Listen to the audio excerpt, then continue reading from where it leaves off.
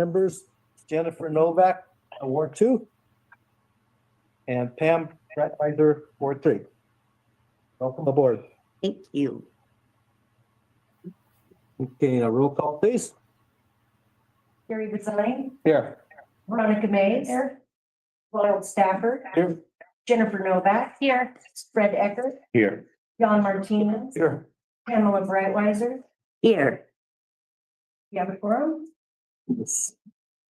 I also would like to recognize the 2 outgoing council members. Neither one are here. I guess I can do it from up here then. With our greatest appreciation, we hereby honor Nick Vihil in recognition for your passion and commitment, City of Walsenburg, from 2019 to 2025. Thank you, Nick Vihil. And with our greatest appreciation, we hereby honor Rick Jennings in recognition for your passion and commitment, City of Walsenburg, from 2021 to 2025. Thank you, Rick.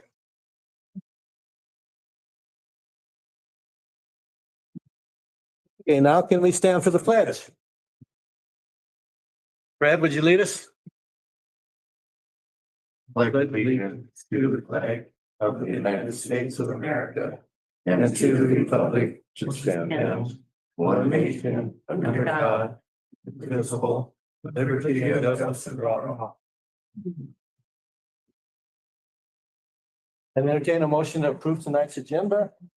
Move to approve tonight's agenda. We got a motion by Ron Stafford. Second. Second by Don Martinez. Any comments? All in favor? Opposed? Hearing none, motion carried. Same thing with the consent agenda. It's 3 agencies that had no violations in their liquor license. One was Crown Lanes, one was TA Express, one was Love's Travel Stop. Approval of this consent agenda will approve all 3 entities. Motion to approve the consent agenda. I got a motion by Don Martinez, Second. second by Pam Breitweiser, I'd like to recuse myself from the voting. and then I got a recuse from Fred Ecker, which is owner of Crown Lanes. Any discussion? All in favor? Aye. Opposed? Hearing none, motion carried. Abstain. What's that? Abstain. Yes. Yeah, we got 1 abstain. Yeah, all but 1 in favor, 1 abstain. That's how I should have said it, I guess. Thank you. Same thing for the minutes. Motion to approve the minutes for November 18th, 2025 City Council regular meeting minutes. I got a motion by Don Martinez. Yeah. Second by Ronald Stafford. Questions, comments? Hearing none, all in favor? Aye. Aye. Opposed? Hearing none, motion carried. Administration reports, City Administrator, Mr. Galucci, you have anything to add to your enclosure? Do not. Is there any questions or comments of Mr. Galucci? Of course. Veronica, go ahead. So in your report, you talk about just some of these changes with the golf course and talking with the county. Is that gonna be a meeting with at least a couple council people that also county and have that discussion? Absolutely. And just so before anything goes forward, that would Correct. conversation, okay? And then on there, you talked about like the streets, about each ward and the streets and doing all that, great idea. Can you also expand that to be properties that need to be cleaned up within a ward?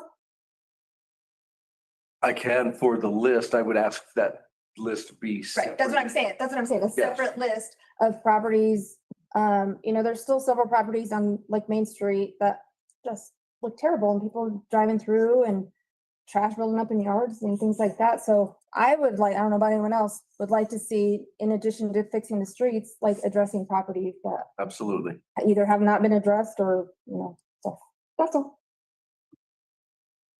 Okay, It feels really nice. anyone else? Pam? The heat feels really nice. Oh yeah, on that note, what are you doing with all the heaters and air conditioners and all the stuff that was purchased? What are we doing with them? Very good. There was a ton of those, I mean. Oh, the little bitty units.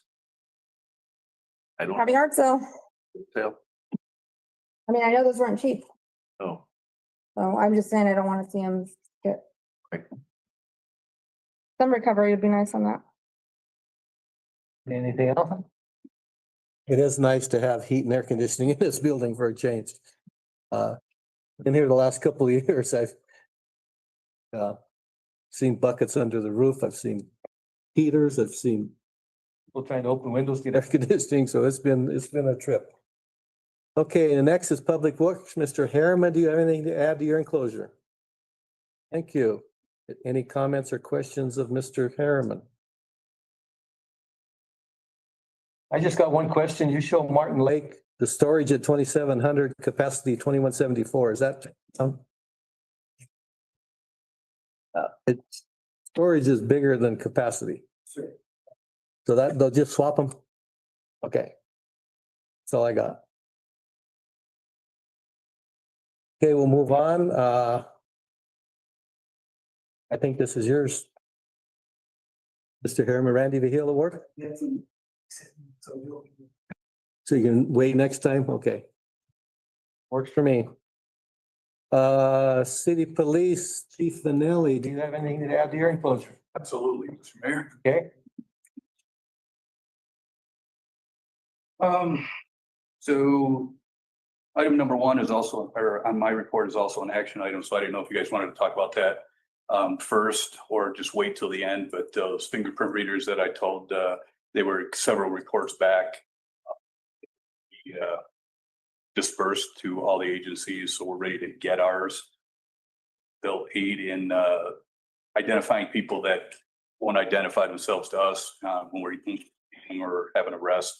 We'll no longer have to wait days, whatever, fingerprint reader. We just use their index finger and automatically tell us who they are from all 50 states. So that'll be a good tool for us to have here. And that just requires the mayor's signature, unless you guys have questions about that. And then the next one, number two, the automated license plate reader, the ALPR, that's like a 26 action item. I just asked Mr. Galusha the other day if I could just reserve one potentially. If we don't get it, we don't get it. But they're normally about a $12,000 item. They're on sale at the end of the year because the new models will come out for $7,100. They go on your car. They'll identify every license plate that we go by. We have a lot of steals in Walsenburg. We've had 2 stolen vehicles in the last couple of weeks, but we found 4 dumps here. So they're stolen in Pueblo, Colorado Springs, Trinidad, and they dump them here and off they go somewhere else. So we've recovered 4 stolen vehicles here.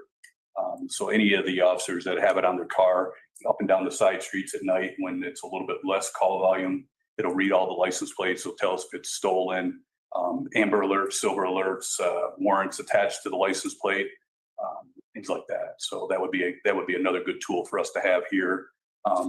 And the larger cities, they have the flock cameras on I-25. Pueblo has them, Trinidad has them. So it's just another tool that we could have in our toolbox to aid the city, keeping the city safer. Just one and it just rotates between cars? So it's a 2-camera system. It would like go on our Tahoe or whatever. Right. Yeah, it's portable. So you put on any car, Yes, we I rotate it? Car that we would want to check it out. Does it do expired tags too? What's that? Like, does it read expired tags? It doesn't.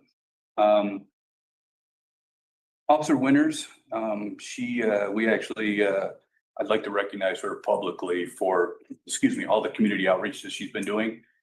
Trunk or treat, the dinner that was last week. Unfortunately, we had an incident that most of the officers had to leave from. But she's been doing a great job as our community outreach for the officer, for the police department. I mean, scheduling all the coffees with a cop and things like that. She also just put together, I think Mr. Galusha had some help with this for the little Christmas block party on the 20th of December, right out here in the front with a little tree lighting and hot cocoa and stuff like that for the community. So that's all her. So I just wanted to recognize her publicly that she's been doing all of that for us.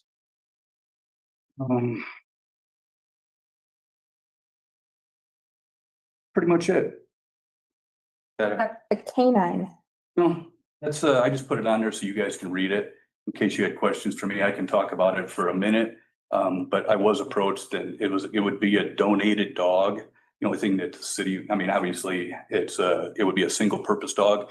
No apprehension dog. It would just be a narcotics detection dog. So it could be from a lab to a Malinois to a Shepherd, any of those, but a single purpose dog helps out with the interstate interdiction, the narcotics that are coming through the city that we're having to basically sniff out ourselves, no pun intended.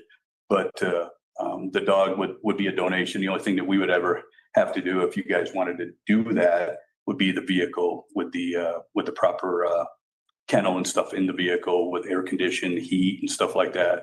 Alarms that whoever a canine was, if they were, in the building or whatever, that the dog's not going to die in the car from heat or cold exposure. The alarms go off. So that would be the expense down the line, but the dog would be free. Would there have to be training also for an officer? We have 2 officers that have already been through some sort of canine training, and one of the officers can actually get it paid for completely by himself with a GI Bill. He's willing to use his GI Bill to go to the canine training where it would be 0 expense to the city. So but that's something we've talked about like internally, but I put this on there just so you guys could, if we wanted to go that route, in 26, maybe we waited till 27, but just something on the radar. What, has there been any talks about school resource officer? There has. I talked to the superintendent. I told you guys a couple of months ago that they have some funding that will supplement an officer as an SRO. I just don't know how much that is. We haven't had time to reconnect with the things that have been going on with the school, but right now we're taking all the calls into schools. The SRO from the county, she retired. So right now, all the safe details and all the school calls come to the city of these 2 schools that are in the city. Have a permanent one as of yet, permanent SRO, that is. It's something that probably after the new year, him and I will sit down and Mr. Galusha and just see how much money they have to supplement an SRO or to help pay for an SRO. Anybody else? I have some concerns about the ALPRs. Denver removed theirs. There's not security on third-party storage of that information, and it might violate Colorado state laws about privacy. There are a bunch of lawsuits in place right now. I don't want to know if we want to be a pilot. The ALPRs, those are the flock cameras, not the ALPRs. They're the same principle. The ALPRs, we have to sign an agreement with the state patrol in the state of Colorado that all the storage is sent to them. The ALPRs aren't involved in that. I know what you're talking about. Yeah. The mobile ones are not involved. They're the portable ones. I also, in my research, it said that people that were aware of ALPRs might also be in the same list of people that have trust issues with police officers. So I'd like to work with that and improve. I'd like to improve that. So, Thank you. sure. Anyone else? Okay, thank you, Chief. Next up, citizens' comments. Just a reminder, you must provide your correct first and last name on the sign-up sheet and on the Zoom screen. First one. Jenna Fox. Jenna Fox.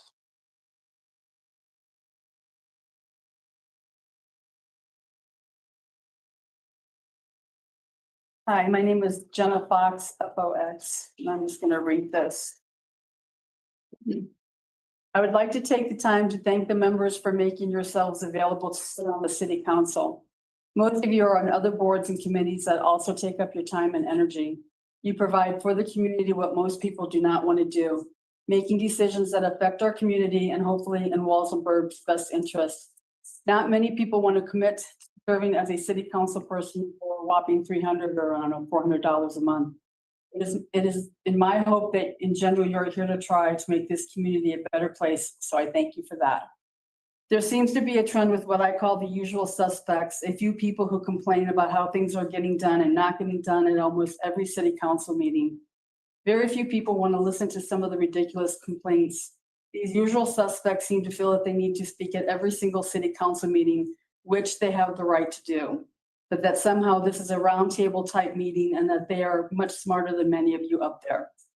These same people who are critical, disgruntled, and never happy are not the city council. This is a citizen comments time, not a question and answer time. Citizen comments truly need to be just that, just meant for comments. I think it's gotten a lot better, but it's kind of annoying. I would like to express my gratitude to our Walsenburg Police Department as well. In less than a year since May of this year, our community has a full and functioning police department.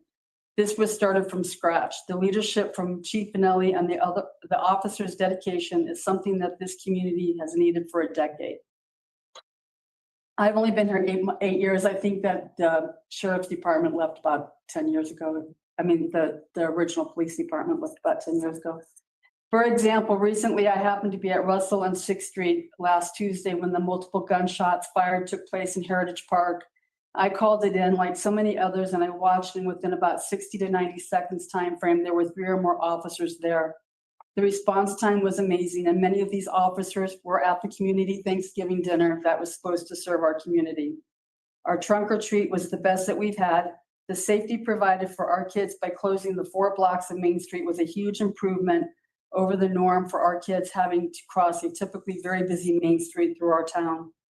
A minor inconvenience for a short time to provide a safe zone for our children, as well as having our police there engaging in our community. Police departments are to protect and serve, and that's actually taking place now. When the next tax comes up for vote, let's hope our citizens remember that having a functioning and engaging police department is a huge step forward for our community.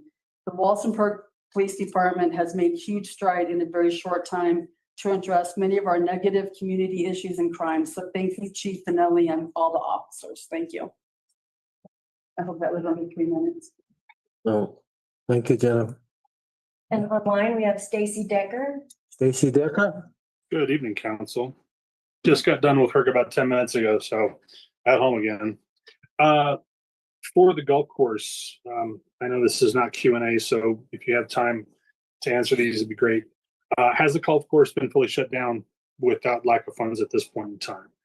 Basically shut it down entirely for the winter, not just winterizing the water and stuff like that.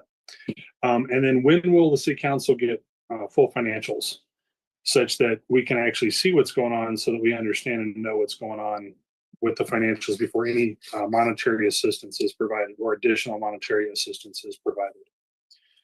Police report. Based on our budget, we lack the need and or money for a plate reader now or in the relative near future.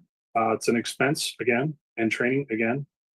I noticed that the sheriff and state have a canine unit already, so kind of like the need for that as well, and the extra expense for another vehicle to handle canine units. I've seen those vehicles and there's Satire. What's satire is a Victoria's Secret. Thank you. Yeah, there's a lot of controls for canine unit vehicles that can be relatively expensive. On the budget that we're supposed to be reviewing, which was rather lengthy within a short period of time to review everything, it would be nice if all of the items and names and categories stayed the same across all of the financials. Example, law enforcement versus public safety versus police. If we could keep the naming structure the same across for all categories, that would be helpful from a financial standpoint and review. And then by far the greatest general fund expense is the police safety or the public safety or law enforcement. I can't remember which one it was because there's so many choices there. While nice to have, I still think we need to get that budget down to the $1 million range, less than the 1.35. It'd be nicer if it was below $1 million. That would be better because it is the highest expense that we do have. I did some research after my comments last time. The streets fund, per the codes, alleys are included as a part of the streets fund. And I know several folks have brought up issues with alleys in pretty bad shape. Could we get a run through before weather gets really bad, such that the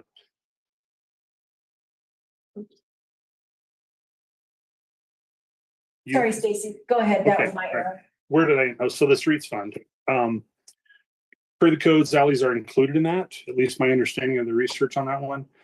Could we get some of the bad ones plowed out and cleaned up a little bit before the weather gets really bad, such that the runoff is not as bad as well? So that's it. Thanks a lot. You guys have a good night. You.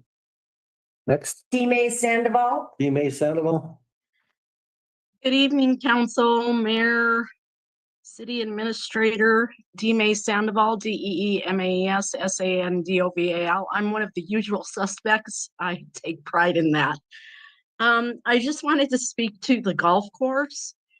So on 4/21, I submitted a core request.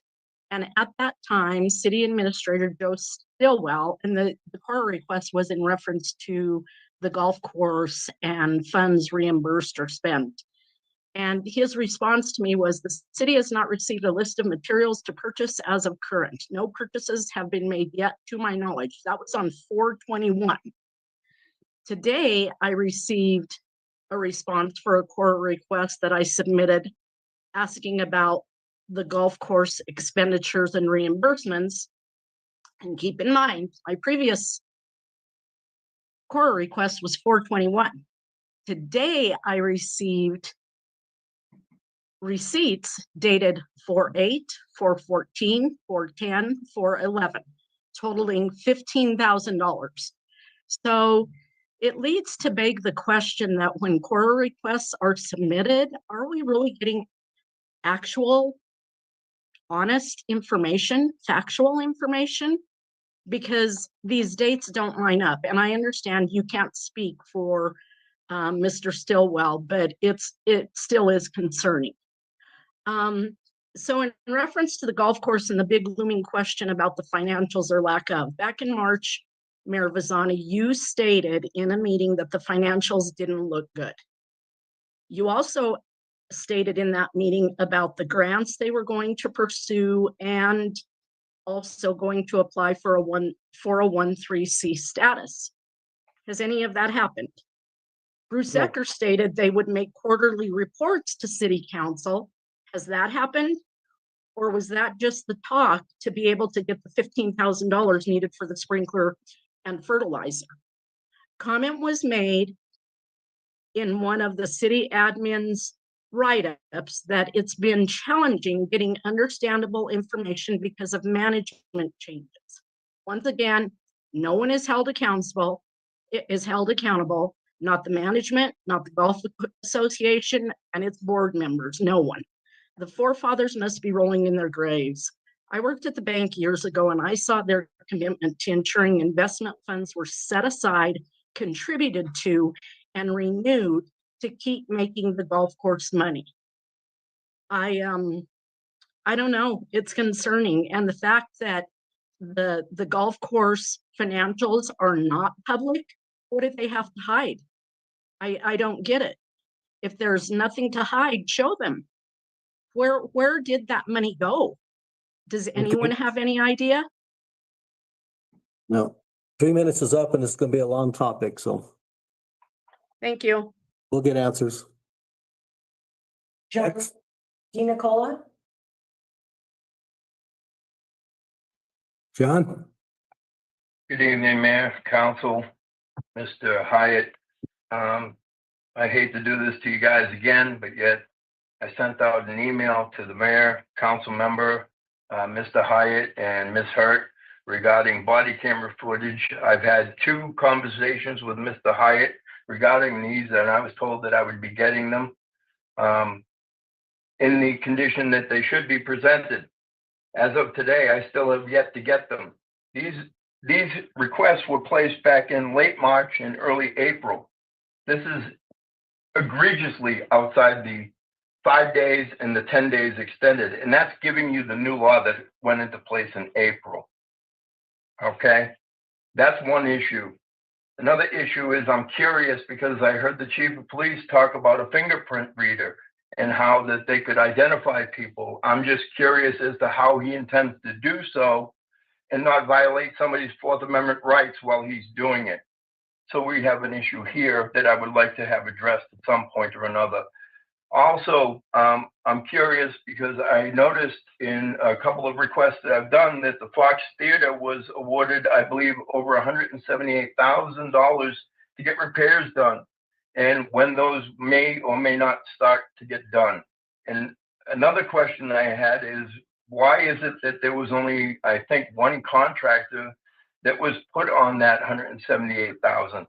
Kind of leaves a lot of questions. I'm sorry, Fox is the county. Forgive me. At the end of the day, I'm just blown away at the fact that all these things are an issue, but nobody seems to be addressing them. Again, you know, the body camera footage is huge. These are core requests that were placed back in March and April. You know, you had somebody else that came in here and was talking about how she placed a core request and she's getting different dates. It raises a lot of questions. And this, again, is the reason why I sent you a second letter of intent. And a second letter of intent, not suing for money, but yet again, training. This seems to be a desperate need here. Please address the issue. Send me my body camera footage. I sent you an email recently. Nobody wants to answer it. I'm giving you until December 5th, not December 10th, like you want.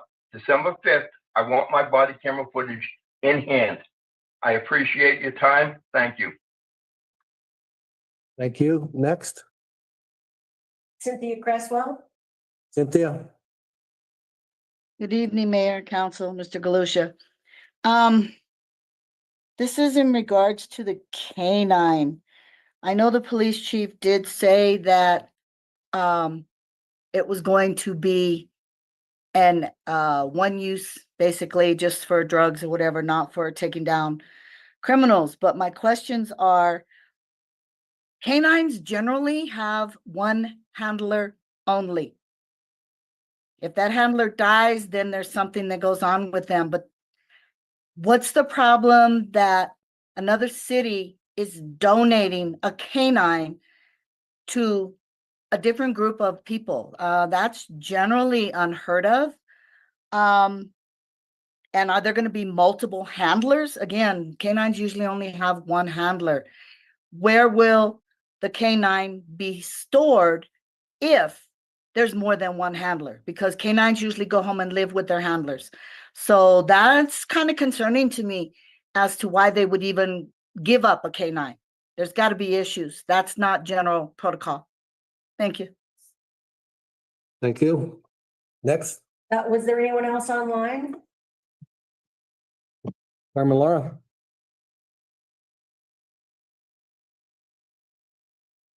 Carmen Lara, I want to say congratulations to the newly elected members and the returning elected member. But I also want to voice some concerns and think of me as whatever. And I just try to give you information as to the way things happen or the way policy reads. So, you know, for whoever doesn't like it, whatever. But I was really upset when I found out that there was no exchange from the old to the new. That's the way it's always been done. And it's nice when you have the old members leave the dais and the new members come in. It's kind of, you know, a routine that's been really cool. And the newspaper guy is usually here to record all of that. And it's not really citizens out from being able to witness the oath and all of that. So I'm kind of offended by that because it seems that the citizens keep getting left out of more and more things. There's no routine policy control. Anyway, it's kind of getting really, really bad. I mean, agenda gets changed, different things happen. I'm going to kind of be jumping all over because some new things came up, but KRW, yes, we do have a new police force. KRW said, wait, it will happen over 2 to 5 years. We now have a fully staffed police department and no money. So we're in the red this year. We will be in the red next year. So KRW said to go slow for a reason. Okay, regarding the golf course, according to the contract, which I did not bring, by the way, I was unable to print everything, so I have nothing on me tonight because I could not print from the agenda. Tried downloading it, I tried multiple ways, and I could not print anything. So according to the contract with golf course and the city is only responsible for like the big maintenance, like I think a roof was damaged or something, so the city had to repair that. The city is not responsible for giving the golf course any money. The people that run the golf course are supposed to maintain it and fire whatever. So it's, look at it, it's in the contract. I think, I don't know, there's just so much going on. I hope the 3 minutes are up, so go ahead and wrap it up. new council will adhere to policies and procedures and try and keep the way things were, you know, correctly, of course, but not keep switching all of this stuff. Only because you insist, we got to stick to the 3 minutes. You just said we did. We're done. Thank you. Good luck. You. And good night. Next. I think that's it, unless there was someone else online. That's John. You already went. Okay, I don't see anybody else. We'll move to presentations. We have Mr. Russell White, CPA, MBA with Rubin and Brown to do our 24 audit report.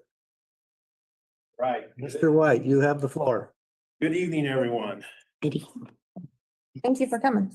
Thank you for the invitation. Mayor, council members, it's my pleasure to present the 2024 financial audit report of the city. Might be a little bit late, but as usual down here in Walsenburg, we have some challenges, but as always, we have talent to overcome those challenges. So I'm here tonight to present the 2024 financial audit. You earned a clean opinion. That's the highest opinion that a CPA firm can give a city on their financial statements. Clean opinion is an unmodified opinion. And this report's 52 pages. A great recap of 2024, and it's a good basis for your 2026 budget. There's 52 pages here. I'm just going to highlight some of the items here. First of all, our opinions on pages 1 through 3. We audited the financial statements of the governmental activities, the business type activities, and each major fund and aggregate remaining fund of the city of Walsenburg, and as of for the year ended December 31st, 2024, and the related footnotes to the financial statements, which collectively comprise the city's basic financial statements as listed in the table of contents. In our opinion, the accompanying financial statements referred to above present fairly, in all material respects, the respective financial position of the governmental activities, business type activities, each major fund, and aggregate remaining fund information of the city. We conducted our audit in accordance with auditing standards generally accepted in the United States of America, and we believe that our audit evidence we've obtained is sufficient and appropriate to provide a basis for our audit opinions. Management is responsible for preparation of the financial statements in accordance with generally accepted accounting principles accepted in the United States of America. And the presentation is free from material misstatement, whether due to fraud or error. Our objective as auditors are to attain reasonable assurance about where the financial statements as a whole are free from material misstatement, whether due to fraud or error, and to issue an auditor's report that includes our opinions. And it's a clean opinion. That's a great achievement. That's the highest you can achieve. Reasonable assurance is a high level assurance, but not absolute assurance. And therefore, it's not guaranteed that an audit conducted in accordance with auditing standards generally accepted in the United States, but always detect a material misstatement when it exists. Performing our audit, we exercise professional judgment, professional skepticism throughout the audit. We identified and assess risk of material statement in the financial statements, obtain an understanding of internal control environment, evaluate the appropriateness of the accounting policies. Also presented is required supplemental information. On pages 38 to 40, that supplemental information is the budgetary basis, which the state of Colorado looks at. And the audit is a mandatory requirement for all governmental entities, the city included. So that information on pages 38, 39, and 40 is what the state looks at budgetary basis. Moving on, city has a management discussion analysis. There's a lot of good positive points here, financial highlights. The city's overall financial position continues to be strong, increasing by $2.15 million during 2024. The assets of the city exceed its liabilities at the close of 24 by approximately $34 million. That's great for a community this size. The combined net position of the city government activities is $15 million, which is an increase of $1 million from the year before. At the end of 2024, the combined net position in the city's business type activities was approximately $19 million, an increase of $974,000. Total tax revenues, which include real property taxes and ongoing sales and use taxes, however, decreased by approximately $164,000. That's about a 4.8% decrease in 2023.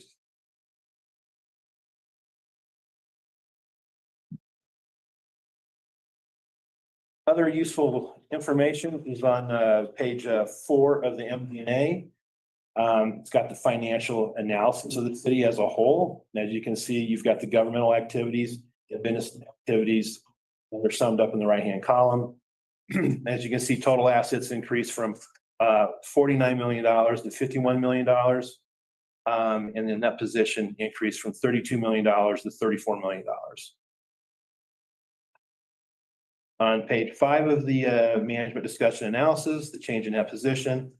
Overall, the change on the government side was an increase of $1.1 million and $973,000 for the business type activities. Overall, again, $2.1 million increase. And when you compare that to 2023, that was a $1.6 million increase. So about a $500,000 increase. Page 6, budgetary highlights.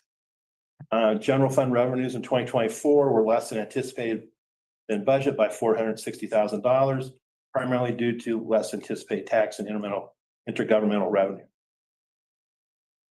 General fund budget expenditures exceeded actual expenditures by $831,000, primarily due to decreased government spending and delayed capital projects. Other factors in the city's that were included in the city's 2025 budget, capital maintenance initiatives, and water and sewer rates.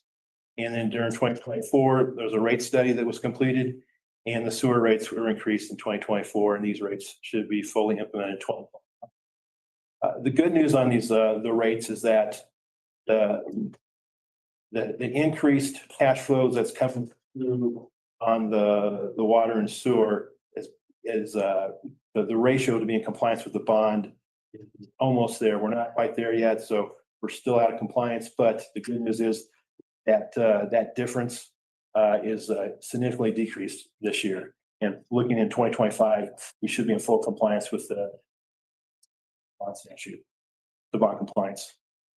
Page 4, the net statement of net position, again, kind of a recap. I talked about before, $51 million in total assets and $34 million in net position. And the statement of net position is the full accrual basis of accounting. So basically, that presents when revenues are earned and when they have been incurred. And then it's one date and time, December 31st, 2024. Moving on to the governmental funds, which is not usually full accrual basis accounting. Good news here is that on page 6, the general fund has a positive unassigned fund balance of $1.8 million. And since I've been doing the audit for the last 12 to 13 years, at one time this was negative. So it's a great job that the council members have done a lot of good work here to get that unassigned or unencumbered fund balance to a positive situation, almost $2 million. Great job on that.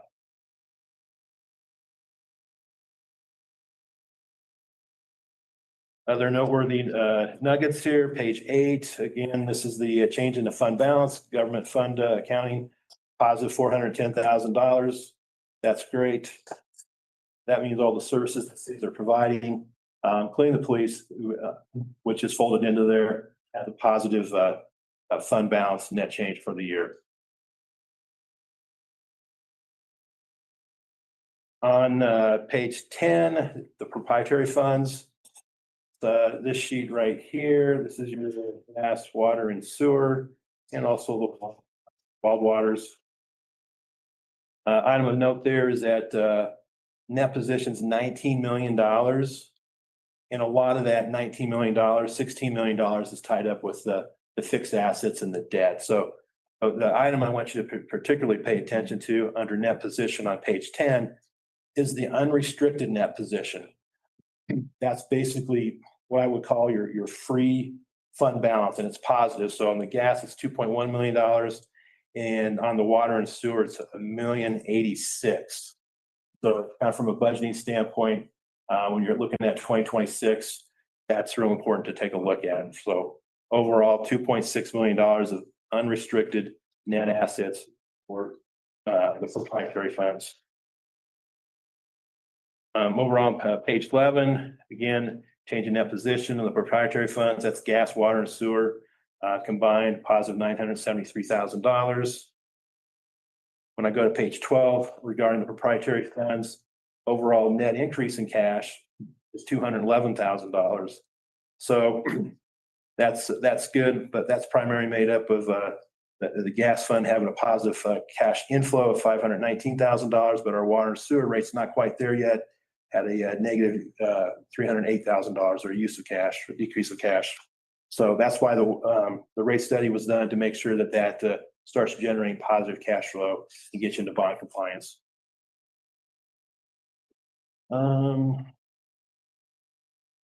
What else can I share with you? From there on in, we've got our footnotes. Footnote 2 talks about the cash that's in accounts in the state. It's about $13.7 million. Page 26 includes what your investments are at. Most of those are at Colorado Trust, and that's $4.7 million. And we'll go back to page 29, footnote 6, capital assets.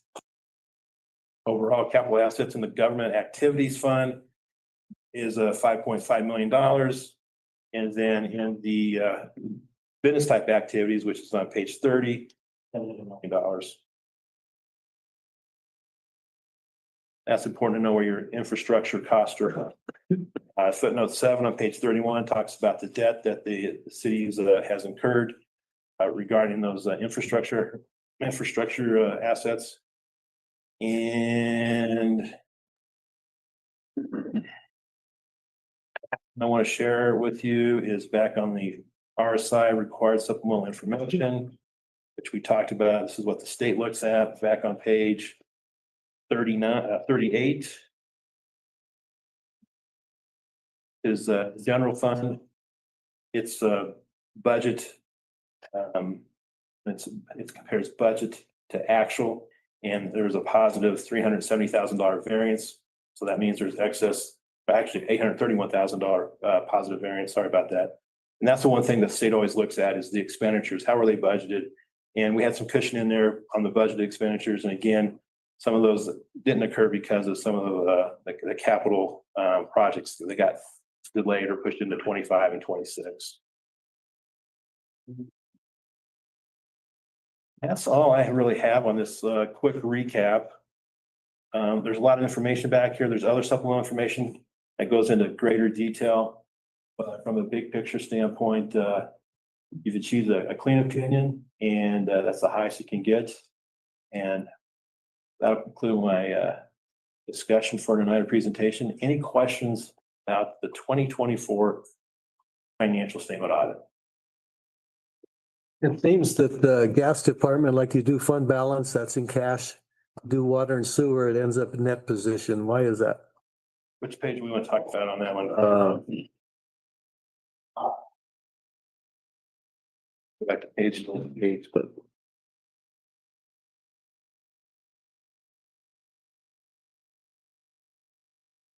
All right, I got page 10 out there. So Question again, Mayor? I'm not there yet. Okay. Page 10, not in the IV, starting with the, So page 10 has the balance sheet. Page 11 has the income statement. page 10. Water and sewer. Yeah, I'm looking at, So so I think your question is why, maybe it's page 12. Why are we losing cash in the water and sewer fund? Why are we? well, it doesn't show, you're showing net position. I'd like to see, I've always understood that the fund balance is cash. But you're using a net position. Yeah, so under the proprietary funds, we have to present it on the full accrual basis. So that's why we have this page 12 over here, which is on the cash basis. Okay. So as you can see, there's about $1.3 million in cash. And at the end of the year, we decreased it by $308,000. And then when you look at the unrestricted on the water and sewer fund, there's some accrual differences between the $1.086 million and the $1.372 million.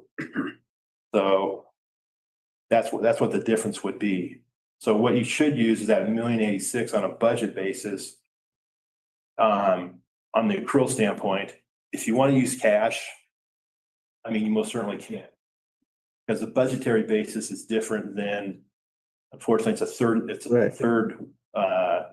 accounting method. You got full accrual, modified accrual, and then you've got your budgetary basis. But the number you would use for 2026 would be closer to that $1.086 million or that $1.372 million. Is depreciation set aside in another account, or did depreciation end up in the same fund? Depreciation on the water sewer. Water and sewer. Yeah, it's included in these financial statements. So it's part of the fund balance. Part of the fund balance, yes. Okay. And if you could see, if you go back to page 12 here, it's kind of in the bottom part, the depreciation expense column. And we call that non-cash. It's an add back. So you can see the $863,000 of depreciation expense in the water fund. So that gets added back. And then you can see from cash provided by operating activities, $1.1 million. So it's generating positive cash, but unfortunately it's not enough to pay the bonds down, because we have about $1.1 million of called bond and interest payments and some capital expenditures there. 1/116/754, if you want to be exact. Yeah, exactly. It's a number I've memorized over the last 2 years. What? Any other questions? So in your opinion, after the rate increase from January or June of 24, we get a whole year in 25, you think we meet the bond covenants? Be close. We're gonna be right on it. Yeah. You be real close. I think that bond covenant is like 1.2 or 1.15. I think you're like a 1.10. Yeah. So. Yeah, we got another accountant's telling us we should raise it a little bit every year anyway, just to cover inflation, so. You know, us accountants. I know. Okay, that's all I got. Looks good on paper. Anybody else? Maybe not in the community.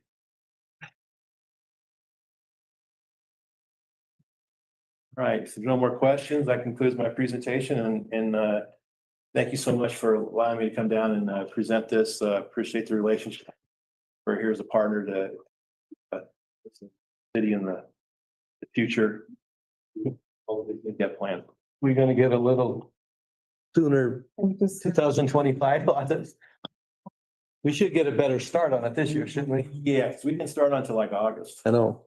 So we wrapped it up first week of October, and here I am.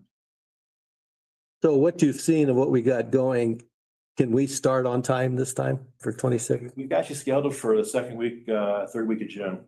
Okay. We've always had you on that schedule. So again, I know you had some challenges this last year, and Yeah. To your council credit and mayor, and you pulled some resources had to get it to us so we could audit evidence to plain opinion. Okay, Thank you. so that's all I got. Thank you.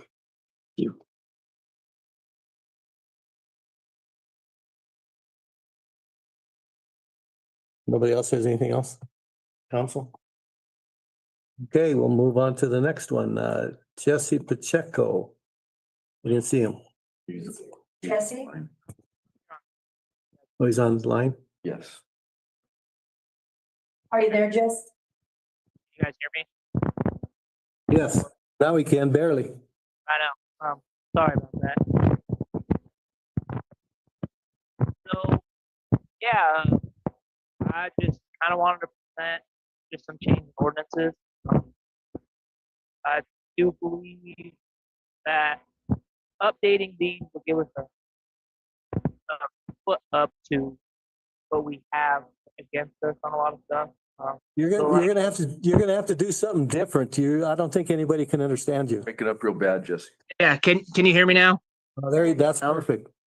Yeah, sorry. I'm having technical issues over here.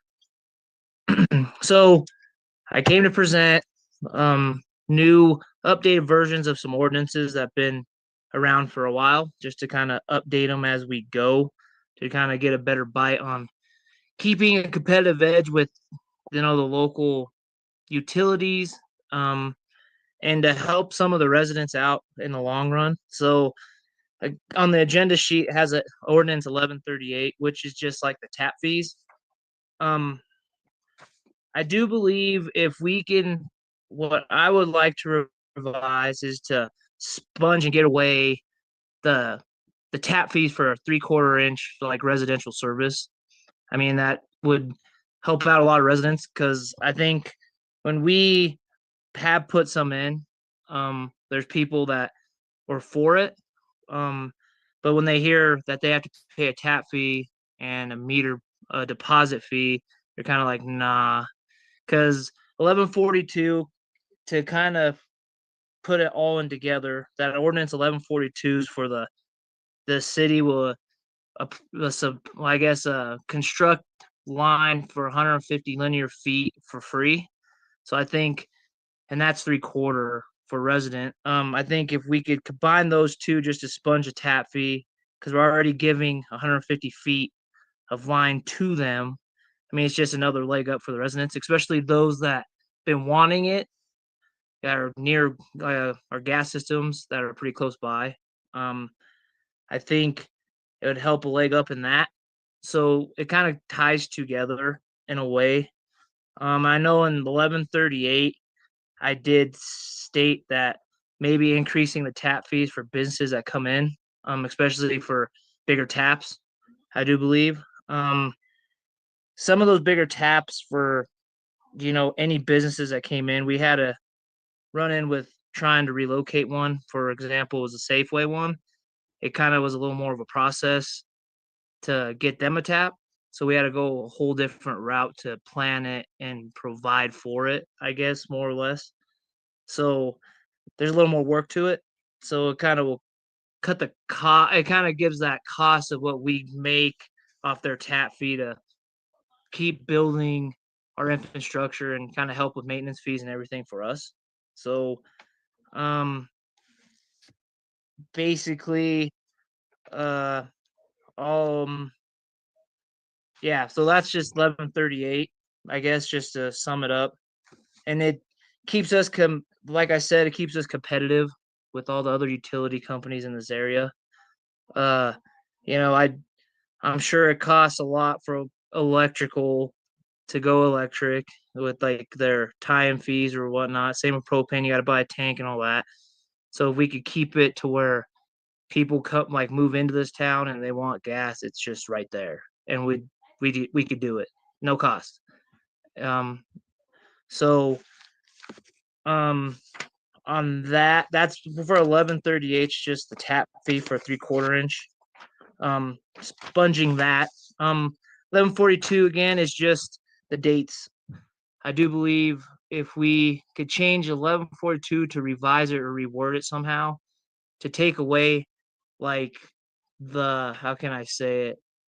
The date, just to get rid of it to make it a lifetime thing. So that means anyone that wants gas, it's there.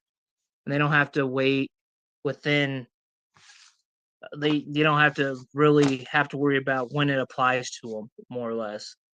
Because I think on the old ordinance, it did say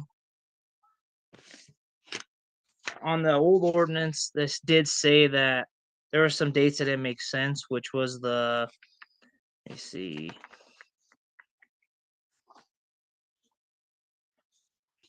So I think it was like 2022 was when it was kind of like basically the date was kind of what it said. So that was like the maximum time. And then it just kind of sat there. So just trying to get this to have no expiration. So it's just free for all for the residents that want it, and it's there. So I think especially in the recent times we've had people that wanted it, but they didn't really want to do all that extra work for to pay for more when they could get it for free, when there's an ordinance out there that was just sitting there. So just to kind of abide by that more or less. So and then also on that 1142, I do say like to revise and cut the 120-day activation fee to 90, just to kind of cut down the stress and the scheduling to install and activate to ensure the status of gaining that customer. I mean, we've had issues where people kind of drug it on and they never end up getting gas. So we just have a line or a tap just sitting there. So I think if we kind of push a little pressure on them, they would start buying into it and they would get it done quicker. So that means the turnaround would be faster for us. So, yeah, I mean, that's basically it on my side for those. It's just trying to get back to the residents that are here automatically, because a lot of them are bitter with a lot of stuff that's going on. So just to kind of give back to them when they have a chance. So that's what I can present. So I mean, if you have any questions, I'm free to answer as best I can. Okay, all I have is, Jesse, what I'd like to do is take this to our Utilities Commission and have them go over this. This is the first time I've seen them, so we'll have to do some studying on changing an ordinance. But I'd like to have the Utilities Commission look at it too. Yeah, that sounds great. Okay. Whatever needs to be done. So Anybody else? Veronica? I guess I'm just kind of trying to understand, like, I mean, I hear that you're trying to help customers, I get that, but what does that do to the gas department in the end? I mean, what is the revenues that we've received from taps for gas taps? What are the expenses that we put out to put those taps in? I mean, if we're giving away something that we're incurring expense for, that doesn't make sense to me. And how much, and I mean, this is the first time, I mean, usually it's water sewer that we hear all the time. This is the first time that I'm hearing gas and all these people are mad and then they don't want the gas. I mean, if you want gas, you need gas. Who are you competing with? I don't understand that. Well, Because if it was get more or propane, less. it's gonna cost a lot more. Yeah, and that's what it was, is more or less like in that argument is, we've had people that left before because there was something funky on our side to try to get them a service. So they went to propane or they go to electric. So I think like if we could put the best foot forward, be like, hey, it's, you don't have to do it. You could just pay your meter deposit fee and then you're golden, because we'll do the rest of the work, because they're going to have to pay, because, most of those people that have to, that want to go to gas, a lot of them would have to change like their appliance type and everything, We talked about it already. Right, and I understand that, but I mean, it's no different than water sewer, like, if you want those services, you have to pay the tap fee to get those services. Like, I'm just not understanding, I guess, I don't know, maybe the mayor's right, it goes to the utility. I gotta study it some more to have an opinion. Like, I just feel like this came out of nowhere. And then the 120 days versus the 90 days versus, I mean, I'm not sure who those were protecting. Were they protecting the city? Were they protecting the customer? I mean, what's the turnaround if I moved here, I need a gas tap? How long does that take? Does it take 120 days? Well, it would be, you would have 120 days to get all your ducks in a row to be able to tie into our gas, is what that means. More or less.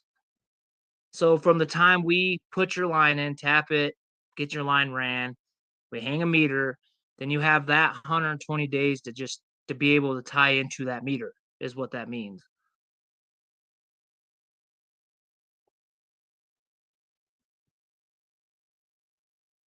Okay, I think we study it. Further review, but thank you for bringing it to our attention. I mean, No, that's fine. I try the best I can, I reckon. Yeah, we're just kind of in the dark. I need a little time to study the old one and try to see what the new one would do to it, so. Right. And I would like the got utility you. commission to review it. Okay, sounds like a plan. Thank you. Yes, sir. Roy Rodriguez, you're up. Wastewater treatment plant, Poncho. Just a update on the wastewater plant. Train B rehabilitation project that's up and going. They've been replaced. I started on the 17th of November. There was a pre-construction meeting was on the 14th. The completion date for that for February, mid-January 2026. That's just going to be the PVC getting everything functional and running. Putting the cover over that is going to be after that with the completion date of 4/28. So that's good with the state being honest and stuff like that. So we're finally going to have it done. It's going to be a challenge opening the other side up. It's kind of like firing up a new plant. So I'm going to call the manufacturers, see what we could do to not violate during that time. When you first fire up a plant, everything's not optimal, stuff like that. So we're going to have to try to figure that out so we don't violate and upset the state. It's going to be a challenge to get done. On good news, we've been purchasing bioxide for the past probably 4 years, and that's it kills the H2S. We're having issues. I'm sure most of you are familiar with the H2S just totally destroying the copper and concrete out there. So that's at a cost of about $33,000 to $35,000 per load. Over the past few years, it's been going up. We started with 1 load, we had 2, and in 2025, we needed 3. And around $59,000.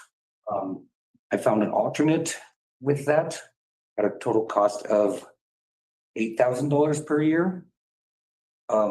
We are out of bioxide, but I talked to Mr. Galusha, and before ordering that 3rd load, that would put us at the around $100,000 mark for 2025. We decided to try this other product and give it a shot. So far, we put that in I believe October 15th. We started that, and we've been charting the H2S levels to see if everything's going good, and it's working. It is working. I put a chart in there for you guys that you could see. It's after this yellow line that you see right here. That is the new product. Prior to that, from June of 2025. There is a missing spot there. That was a instrumentation issue along with that spike. But if you look at the chart after the 15th of October, you kind of see it going up. That's an inoculation period. We have to build this new product up into the force main. But as you can see, coming down to November 19th, we're on a downhill, which means it's working. I checked stuff today because I know this is a loud date, and we're actually lower than 20 parts per million up to down to 5. So this will be a significant savings. I don't want to get too excited. I want to get 6 months. Time under your belt. I'm gonna get some more data with that, but like I say, since October 15th, it's great. Everything's running good. It's like a fourth the price. Yep, it's wonderful. And the way that it works is the bioxide is kind of flow based. Whenever the pumps kick on, it would pump it in there. And what it was doing, it was giving the bacteria something else to eat in there instead of the sulfites that would release stage 2S. So it's pretty much given the bacteria a different food source. This new product is biological. It attacks the bacteria that create those sulfites. It aligns the pipe. That's why we need less. It's not replacing the food source. It's actually killing what causes the. So we started this with a gallon per day. We went down to a half gallon per day, and our final, which is pretty amazing. So we're going down from a tank that was 4,500 gallons, filling 2-3 times a year, down to 120 gallons per year. So it's very promising. I'll come back once I get more data. We have the systems in place to monitor this, and it's looking good. So be back with that information. Any questions? Where did you get the information on the new product? I had met several years ago, networking things like that, and I had a grease issue at the lift station, and I used some of this for the grease. He came down to give me a visit, and I was just talking to him. Never thought, he says, "Is there anything I could do for you?" The salesman. And I said, "Well, do you have anything for H2S?" And he asked me, I told him we have a 2.9 mile force main. You have something that'll work for that. And he says, "Let me call my people and see what we could do." And he came back and he said, "Yeah, we have this stuff, and it's designed exactly for what you guys are doing. They're doing it in other communities. Well, what's the cost?" And I was blown away when he told me. So talked to Mr. Lucia, and it was worth the shot. I think our initial was $3,900 or something like that for our first 6 months, and it's going strong. So, Well, let's say good job saving us some money, huh? Yeah. How about the light thing? You're changing that system that you got that infrared on all the time or whatever. or UV system. Yeah, UV. We are still in our backup mode, which is just on all the time. The system is built in New York, shipped here, and then they come down and install it. I'm told to back up on that, and it's not going to be until around February. So hurry up and wait. Yeah. But it's still coming. It's still coming. Yes, sir. Great. Sir. That's in the 2026 budget. Good. Yep. Also, I don't know if I mentioned this, in a previous meeting, we had our annual inspection through the state, and that went really well. We had no major violations, nothing that we needed to change. Couple recommendations, such as our HVAC system to improve that, but everything we got good, all good positive things, doing great. That's harder to do than you realize with the state. State always finds something. I tell you what, yes, sir. Yeah. Good job. Thank you. All right, thank you. Thank you. Thank you. Okay, next, no public hearings, unfinished business. Action on resolution R14. Does somebody need to read it in?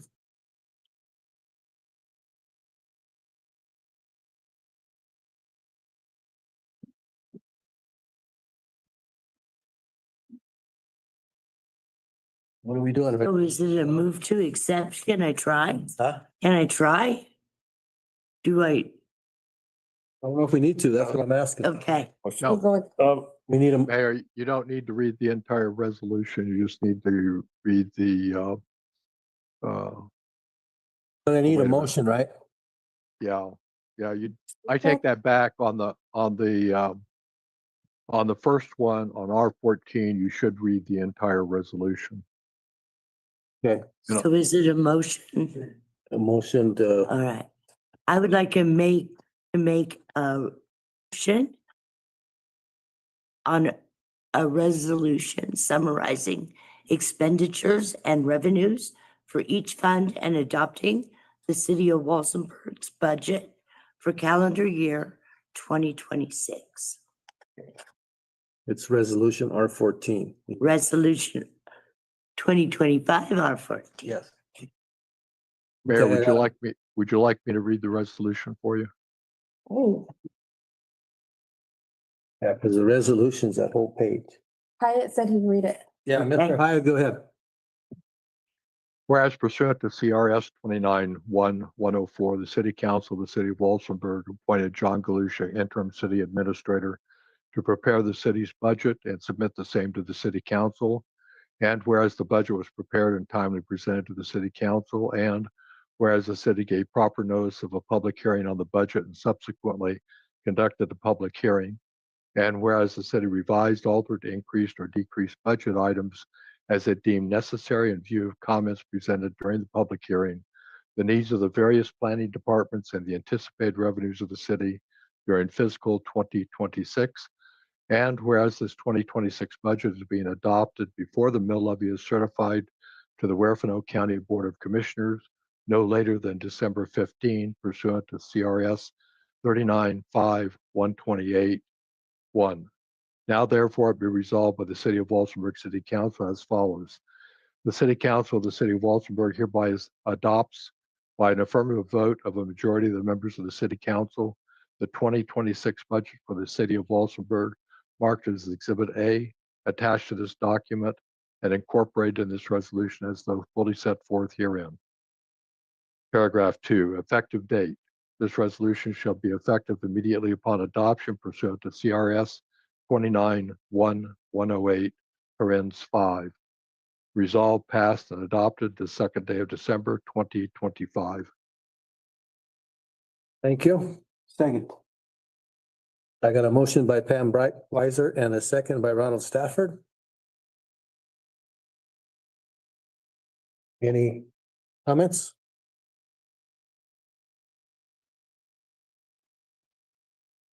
Need to summarize the changes from the public hearing.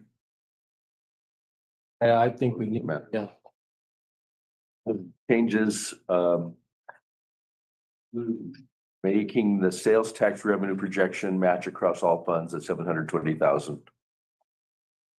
Adjusted the sales tax projection for 2025 to reflect closer numbers. The numbers shown in the budget was actually 7 months of revenues and not 10 months, and therefore that changed the projection for 2026 or 2025. Increased traffic fine projected revenue from 55,000 to 100,000 based on information from Chief Benelli.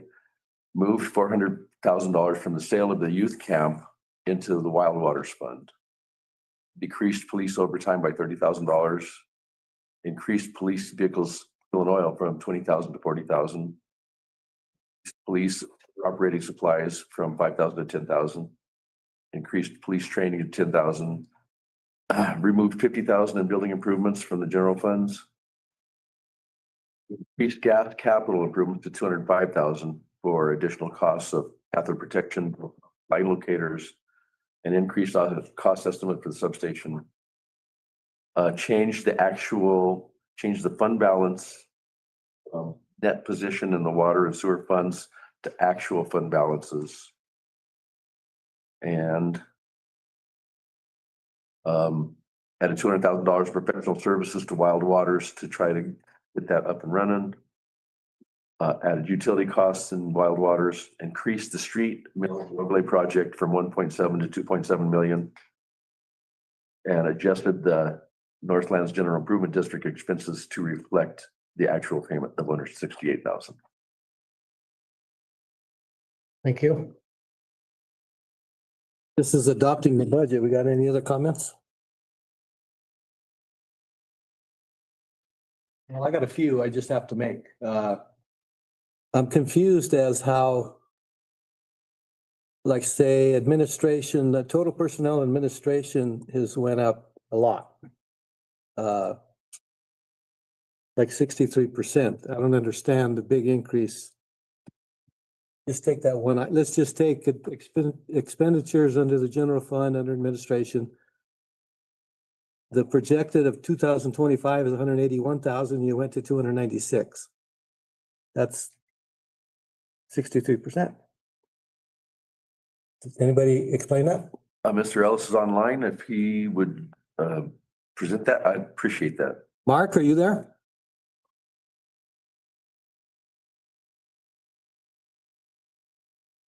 Can you unmute him? Okay, I'm here. Oh, now we got you. Okay, so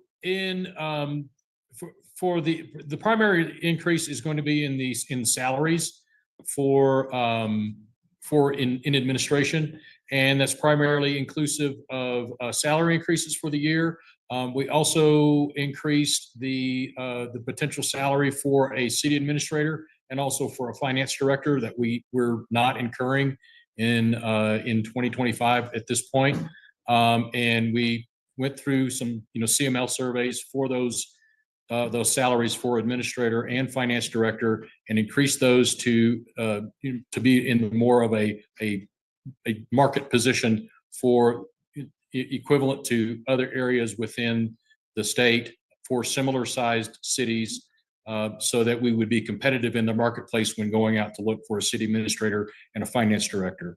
I have discussed with Mr. Galusha some of the options to save some money in within the salaries within those areas, but it is inclusive of salary increases as well as increasing those two positions to more market-based salaries to attract quality candidates. So Monica, go ahead. as far as administrator, over the last 2 years, we've been paying premium dollars for administrator. So I don't believe that there's a huge increase there based on what we've paid the last few administrators. So I don't see why there's that much of an increase. Yeah, I will say that those are in the salaries and the profession, but the administration currently is being paid out of professional services, which is a separate line item within the budget versus in salaries itself. So it's not in total personnel? No. But then you also have contracted services that doubled, more than doubled. Almost doubled. Well, I've been using current year projected, so that them actually went down.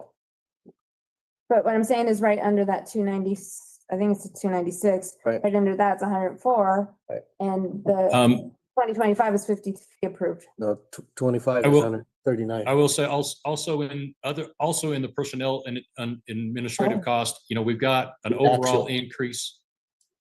We've got an overall increase in health insurance costs and other costs that are also included in that number under personnel. Well, let me ask you another question then is how are we gonna afford the police at $1,355,000 without any revenue to support it? You're spending down the fund balance, plus you're using half the sale of the youth camp. I don't think we should do that. I don't disagree. Okay.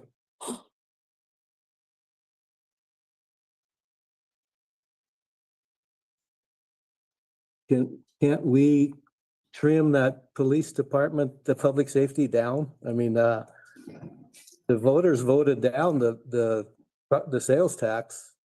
I don't think we can just absorb what we have now. I think we have to cut it down.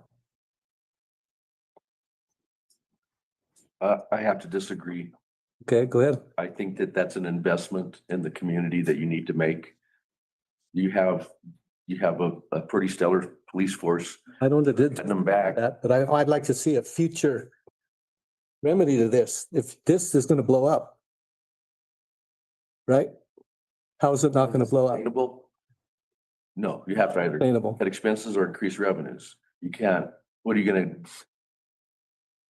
How are you gonna cut that? Cut people off the force? Cut positions? You've got to do what you can afford. You're talking about spending half the money from the sale of the youth camp plus the fund balance that the general fund has, pretty soon you're gonna have a fund balance in the red again. If you keep going this way. Right? Should we increase revenue, right? You gotta increase revenue somehow. Right. So is that the plan? Hope. So I would also say for as far as police, public safety, if you look at similar cities our size, this is probably the lower end of their budgets. I mean, I've looked at it and, you know, we were paying the county, you know, whatever we were paying them, but we were getting that too. So it's kind of one of those you get what you pay for. And, I think if we take more time and go back to the voters and they see what they're getting, I think we can increase the revenues that way. But I mean, to put the police force together as fast as we did, I think is a huge accomplishment. And I'm very proud of the police force. It's a very positive thing. But we owe it to the citizens to make sure we stay in the black. This ain't gonna stay in the black. You're spending 400,000 out of the youth fund, plus you're spending on the fund balance in the general fund. Right? I'm just telling you get what you pay for. I agree with that. Well, sooner or later, it's gonna have to come out of parks and streets and everything else. That's where it's gonna come from. That's what else is in the public. You mind? Sure, no, please. But you're right. Any police force in any city is not a moneymaker. We're not a revenue generating thing. But I think if you don't come into this with open mind on 1.355, and Ms. Mays is right, that's the lower end of any police budget. That's the bare minimum. But you're not giving us a fair shake of giving us a full year of traffic revenue and court fines and this new speed radar that you guys spent hours listening to Russ Sarpy coming from Louisiana talking about. It should be projected in the revenue then. It is. Mr. Galusha did increase the revenues. I'd like to shoot a little bit low, but I think you're not giving us a fair shake of giving us one full year, i.e. 2026. We've been doing this since May, or when we took the road fully. All the court revenues from the rest of this year aren't even going to project until next year because we're 2 months out on court dates for fines and things like that. So I think if we come back a year from now, and I think you're going to see a very different looking, however it's put together, from the city administrator and the accountant with one full year of traffic fines and everything else that we're talking about. We're only working on not even 6 months of effective revenue since we took the road. So I think you're looking at it, and I get your fiduciaries for the city, but I don't think you're looking at it with, completely open-minded, and instead of taking the blinders off and just seeing that number, you're not looking at the big picture of giving us one full year and helping us out with this.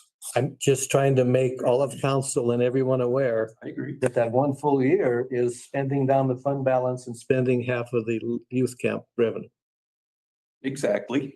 But it's like Mr. Glush said, Just an because investment he wants to do that. in the city. And I don't think the residents of the city of Walsenburg deserve any less than what we're giving them in the last 6 months of being on the road and a fully staffed police department.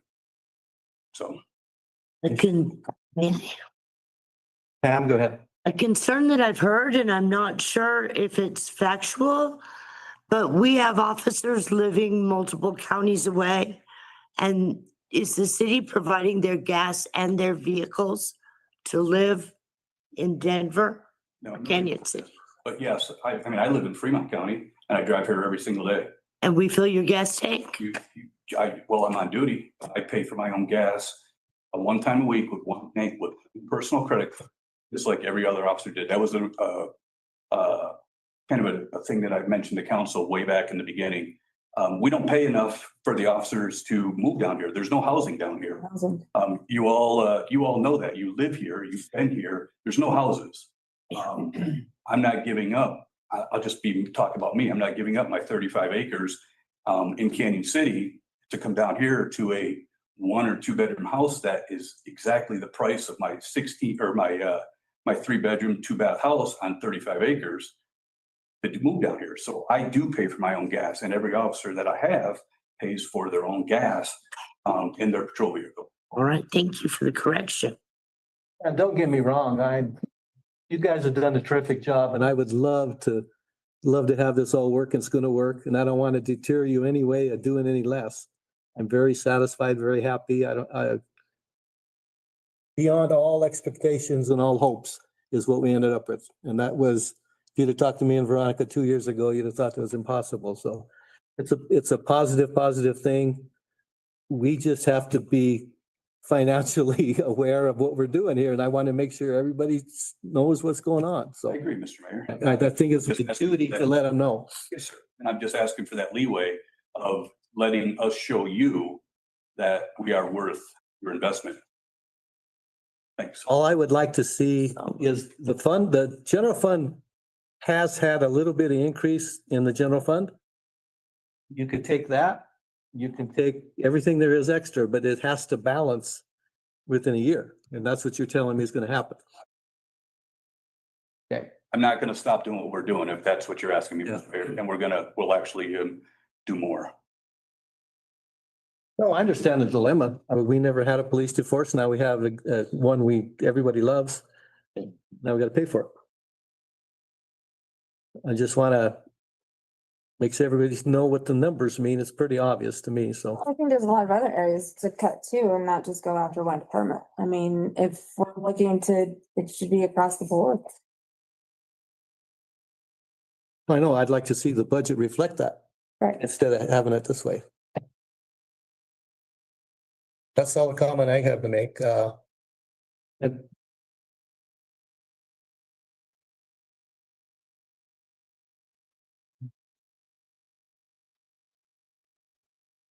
everybody knows what's going to happen with it.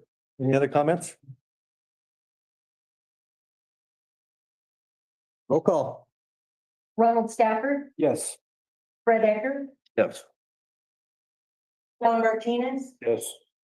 Veronica Mays, Yes. Mayor Bazzani, Yes. motion passes. Oh, no, you skipped us. No, you all are precluded from voting on a issue that you haven't been a part of from the Just beginning. for these couple of things that we had public hearings on and stuff where you weren't on board yet. But you are allowed to still motion first and second. Yeah. And that's per our attorney's recommendation, not nobody here, so. All right, thank you. Yeah. Mayor, may I ask a question? I don't believe so. Okay. Thank you. Next, action on resolution 2025 R15. Make a motion to pass resolution 2025 R15, a resolution making appropriations to various city of Walsenburg funds and spending agencies within funds and the amount and for the purposes set forth herein for the 2026 budget year. I got a motion by Don Martinez. Second. Second by Ronald Stafford. Any discussion?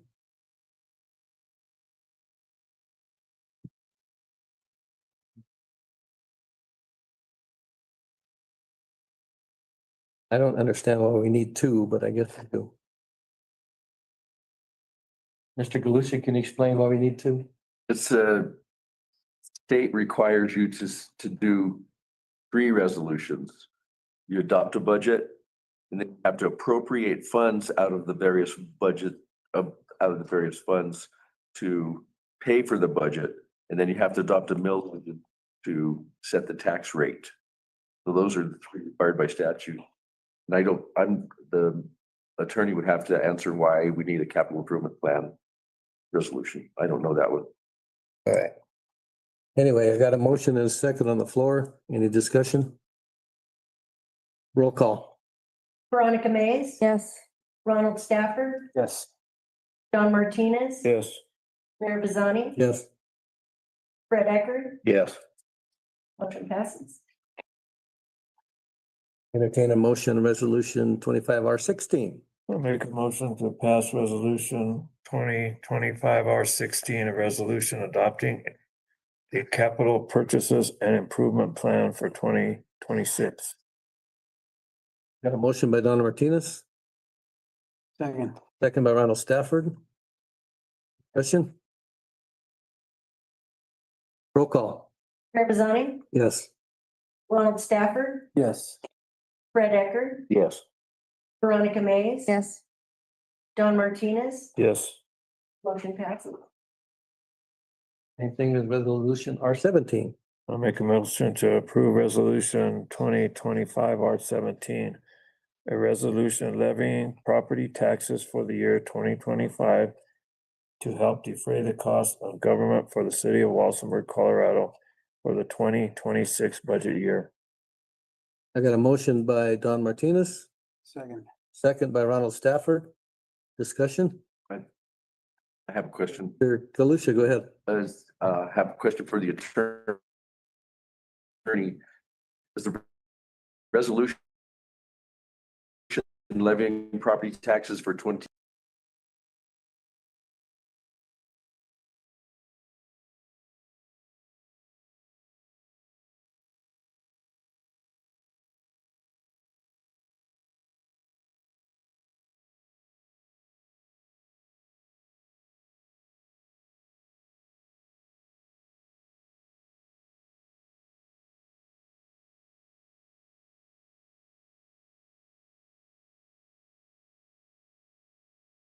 So for example, the assessor would send out property notices in 2026 based upon your action tonight, budget, and based upon the 2025 situations.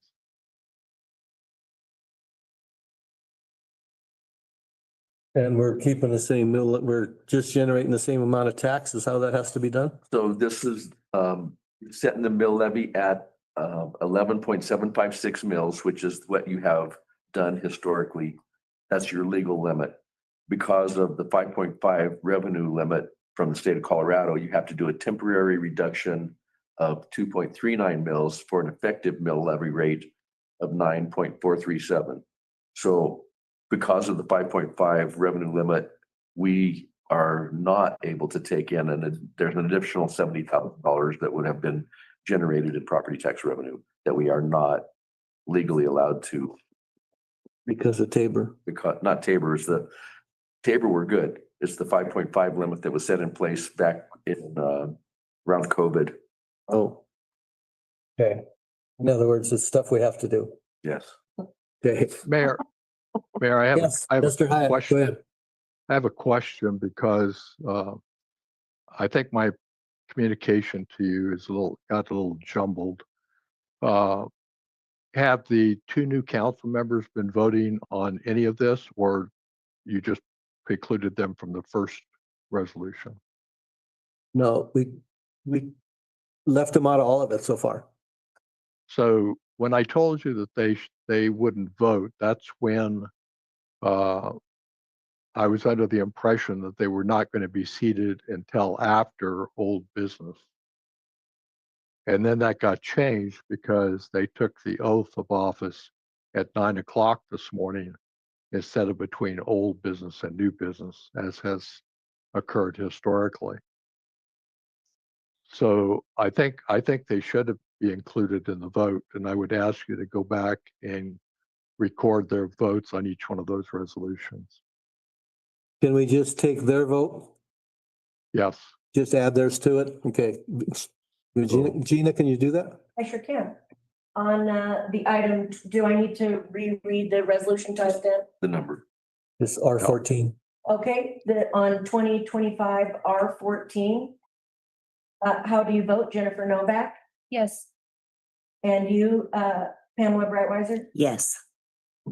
And on resolution 2025 R15, how do you vote, Pamela Brightweiser? Yes. And you, Jennifer Novak? Yes.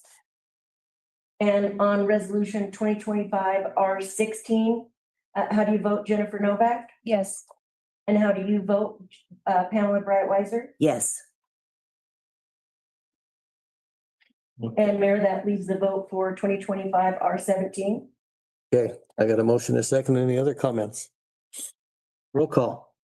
Veronica Mays, Yes. Pamela Brightweiser, Yes. Fred Eckert. Yep. Jennifer Novak. Yes. Ronald Stafford, Yes. Mayor Bazzani, Yes. Don Martinez. Yes. The motion passes. Okay, thank you all. New business. Action, appointment of Mayor Pro Tem. I have appointed Councilwoman Veronica Mays as Mayor Pro Tem, and I believe she accepted. Thank you. Okay, Mayor, yes, that requires a motion and a vote of the full council. I don't get to pick. No. You move it. We'll let you. Hell. Good try, though. To appoint Ron as Mayor Pro Tem. Okay, I got a motion by Ronald Stafford, a second by Don Martinez. Any other discussion? Roll call. Mayor Bazzani, Yes. Ronald Stafford. Yes. Fred Eckert, Yes. Jennifer Novak. Yes. Pamela Brightweiser. Yes. Don Martinez. Yes. Veronica Mays. So I get a vote. Can I vote no? Yes, you can vote. No. Doesn't matter. Thank you. Do you know? Okay, next action on appointment of city attorney. I guess we need a motion. I'll make a motion to appoint Dan Hyatt, city attorney for Walsenburg. We got a motion by Don Okay. Martinez, second by Veronica Mays. Further discussion? Roll call, please. Wait, is that like just a year term or what's the term on that? Actually, the appointment is because the statute requires the appointment, but I have a letter of engagement with the city that takes care of the term. Perfect. Thank you. Veronica Mays. Yes. Mayor Bazzani, Yes. Jennifer Novak. Yes. Don Martinez. Yes. Fred Eckert, Yes. Pamela Brightweiser. Yes. Ronald Stafford. Yes.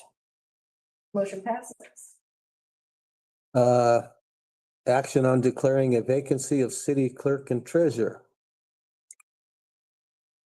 How do we do that? Make a motion that we have a vacancy. Motion that we have a vacancy in the city clerk treasurer position. Okay. A motion by Veronica Mays, a second by Don Martinez. We declare the vacancy is all we do tonight? That's what the motion is, right? Right. Okay, so that's what your action will be. And then to accept, you can appoint someone at your leisure, at whatever you want to do, as long as it's done within the next 60 days, I believe it is, 60. You ask for letters of interest. You can publicize it however you want to do it to fill that position. Do they have to meet the same requirements as it would be to run for that position? Yes, they do. Which is basically just a resident. Oh, they have to live in the 12 months. 12 months. Okay. I have a motion, a second. Any other discussion? Roll call. Gary Bazzani, Yes. Jennifer Novak. Yes. Pamela Brightweiser. Yes. Fred Eckert, Yes. Veronica Mays. Yes. Ronald Stafford. Yes. Don Martinez. Yes. The vacancy has been declared.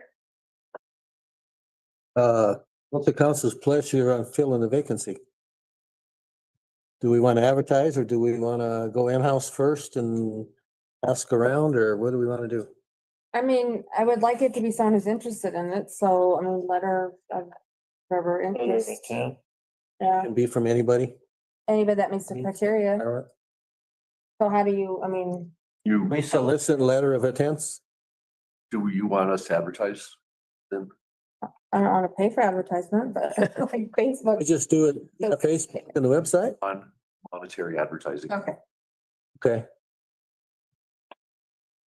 Everybody concur? Yeah. Concur. I mean, we haven't had one for so long. It's Yeah. Been paying for one. Nice to have a Well, treasurer and clerk that gives a report. well, that would be nice. Okay. So we can take care of some kind of ad? Yes. Okay. And imagine it would pay what the vacancy paid, right? Correct. $50 a meeting, or whatever it was. No, it's 200 a month. It's $100 a month. I think. $200 a month. a month for both, yeah. Okay, next. One person, but two people who might want to, We can find the positions. So we made it into one position. well, because you only. So we'd have to undo that. So I don't want to undo that. We don't even have one person. Okay, next we have action on Walsenburg award, IGA and with CBI, mobile fingerprint machine. You have any comments? I will make a motion to accept this award and allow the mayor to sign it. A second. I got a motion by Veronica Mays, a second by Pam Brightweiser. Any other discussion? Roll call. Veronica May, Yes. Jennifer Novak, Yes. Fred Ecker, Yes. Mayor Bazzani, Yes. Ronald Stafford, Yes. Pamela Brightweiser, Yes. John Martinez. Yes. Motion passes. Thank you. Action on appointment to vacant seat on the Southern Colorado COG Board. Central. Oh, wait, South Central, sorry. It's kind of the same place. Mr. Nick Vigil, I believe Nick Vigil was our rep. No.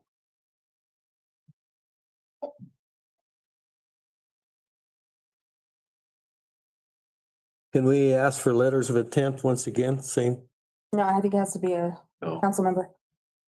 oh, it has to be a council? It has to be a council member. Or, well, I guess it, yeah, it should be a count. It's always been the mayor. And then it got changed a couple years ago. But I believe it has to be, Is that the one Brian Blasey runs? Yeah. Well, I go to him. I don't mind staying. so that's not, you're talking TPR. Yeah, they have the same meeting at the same time, don't they? So you have additional meetings. It's every other, Additional meeting? you can go. I'll go to them. I don't care. Well, you have to like make decisions while you're there.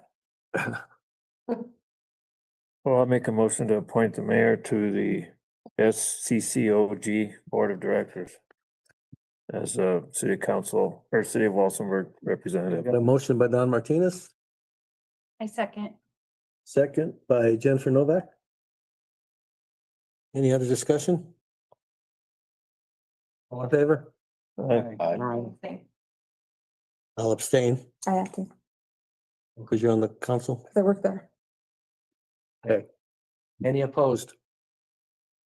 Motion carried. 2 abstentions. Ooh, Me and you? why do you have to? You could vote for You're on there. I yourself. can't. Myself? You could vote for yourself. I can vote for myself. All right, 1 abstention then. You could vote against yourself. You can vote for Against yourself too. the warning. You're moving along. Approval of November expenditures. You have them in front of you? I'd entertain a motion. I'll move for the approval of the November expenditures. I got a motion by Ronald Stafford, Second. second by Don Martinez. Discussion, anyone? So quick question, AAC West on their code reviews, are those being added to like permit fees or anything like that? Because if not, the city of Walsenburg is like eating all those costs. And I thought that when AAC West was first brought to us, that was the discussion, that whoever was building or whatever they were doing, that they would incur those costs as part of their permit. I can't guarantee it, but I'm almost positive that Bob Hinks is passing on those costs. But how do you do that, like after the fact or whatever? Like, that's my concern is like, I mean, is there a way to, I don't know. I mean, Yes, Take out the building permit should say in there. right, that's what I'm saying. And I just want to make sure that we are grabbing those costs. I believe it says it in there. it should, they should be doing the code review before. Right. So this should be going on to the permit, these costs. I just want to be sure because Let's just double check. that Yeah. can happen on some project. I know for a fact you're right. That's all. Okay, anybody else? Roll call. Ronald Stafford, Yes. Fred Ecker, Yes. Pamela Brightweiser, Yes. Jennifer Novak, Yes.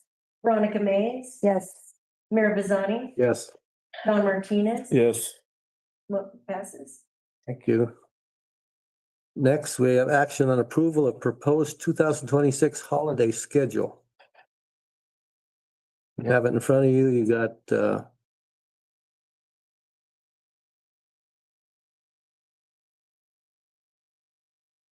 26. Well, this is starting in January. New Year's Day is on a Thursday. You get the one day off. So you got all of 2026 on there. I believe we have to approve this schedule. Correct. I have one question on here. I noticed that Juneteenth is not on here, and that is a federal holiday. And county and city offices all over the state are closed, so I think our employees should have that day off too.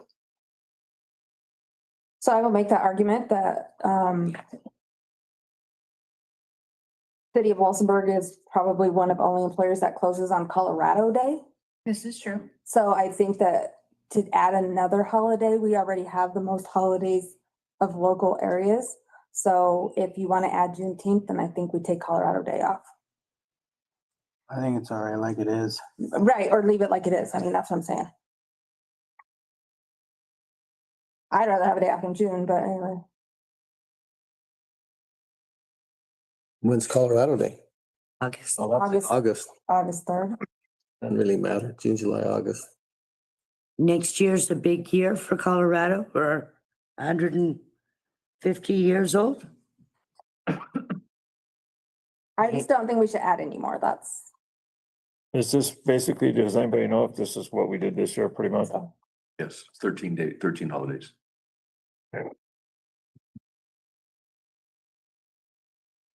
Comments from staff. Employees. Give it, yeah. You add another holiday. They would all go for another holiday. No. Staff is saying let's add another holiday. I'll move to approve the proposed 2026 holiday schedule. Second. I got a motion by Ronald Stafford, a second by Don Martinez. to Approve the presented schedule. Any other discussion? I would like to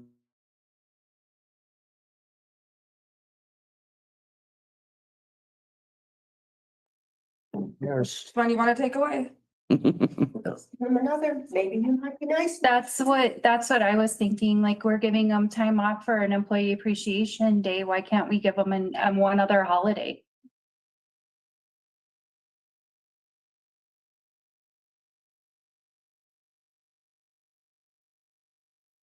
I think 13's sufficient already. I would have to vote in the favor of keeping it down to 13.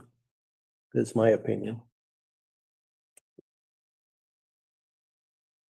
Any other discussion? I get Thanksgiving and Christmas. I get 0, so. Could you possibly give the employee a choice? Whether he takes one or the other? Mm-mm. One, The floating holiday, Colorado Day or Juneteenth. Their beliefs are, or whatever it may be. That was my request, if they wanted to change it, that's them. What about just take out Colorado Day and add a floating holiday wherever they choose to use it? I like that. I like that too. Like however they choose to use it, whenever they choose to use it in the day, in the year. If we relate back to the Colorado Day, the state of Colorado, employees don't even get off on Colorado. Correct. Right. That's what I'm saying. So take that off the list and then just add one floating holiday for whatever you want to, would you take off Colorado Day or Columbus Day? Colorado Day. Because there's a lot of banks and things like that that are closed on Columbus Day still. Colorado Day is not a federal holiday? It is not. Okay. It's barely a state. Sounds like everybody's in favor of making Colorado Day a flexible day. Yep. I say floating holiday. I like that. Could you restate your motion, please? I'll amend the motion to remove Colorado Day and have a floating holiday. I got a motion by Ronald Stafford. Amended motion by Ronald Stafford. Second. Second. I got amended second by Pam Brightweiser. I'll go with. Huh? You gotta go with me. I Okay, did- Don Martinez. So just for discussion, First one. my employer changed theirs next year to make, like, like Columbus Day, Veterans Day, like there was 4 of them that they made those all floating holidays. So that we remain open, it still gives everybody options if they want to take that holiday or if they want to schedule it at another time. So that was kind of just an idea that we're trying in 2026, so. Floating between as two So like, or three picks or any one they want. no, so like Martin Luther King, like once that day hits, you have a floating holiday. And then when you get to like Columbus Day, when October hits, you get another floating holiday and then Veterans Day. So they just kind of mixed those up. I think there was 4 of them that they gave us floating holidays for instead. So it was just a way to kind of keep the business open and not close on all those days and then still give everybody an option of taking like longer weekends or So something. let's, So just an idea for, you know. let's re-clarify the motion. What I understood it to mean is you can either take Columbus Day or Juneteenth Day. Colorado Day. No. Columbus Day or Juneteenth Day. Colorado Day is not a holiday on here any longer, and you have one additional floating holiday. Okay, so what? Anywhere. Any day you want. Any day you want, any day of the year. You can take it on January 2nd if you want. So, Mayor. I thought you was switching it for No. Juneteenth Day. Mr. Hyatt, go ahead. So I don't want to throw a monkey wrench into your procedure here, but the holidays are contained within the personnel manual. So what we really should do is put these in the form of a resolution modifying the personnel manual. Okay, so we can do that next meeting? Yes. And that will give us a chance for the administration to provide whatever wording they want to handle the floating holiday. We're gonna redo that whole manual. And Indigenous People Day is now just Columbus Day. It's not alternatively named. There's too many, too many Italians in the room. So we're not, are we voting on this or what are we voting on? So to meet the attorney's recommendation, you need to not take action on this. Or you can, but to formalize it, it'll take a resolution. Personnel manual. I'm just ready to move on, so whatever we have to do. Let's, we can vote on this, saying what we want, and then contingent upon it getting put into resolution next meeting, okay? Okay, I got a motion and second on the floor. You have to, You have to. you have to amend that motion? You have to amend this motion. Amended it once already. I'll amend the Can you amend it motion. with the resolution? So Mayor, Yes, go ahead. is the motion to ask the city attorney to draft a resolution with the holidays as you have outlined them tonight? Yes. Yes. No. Second.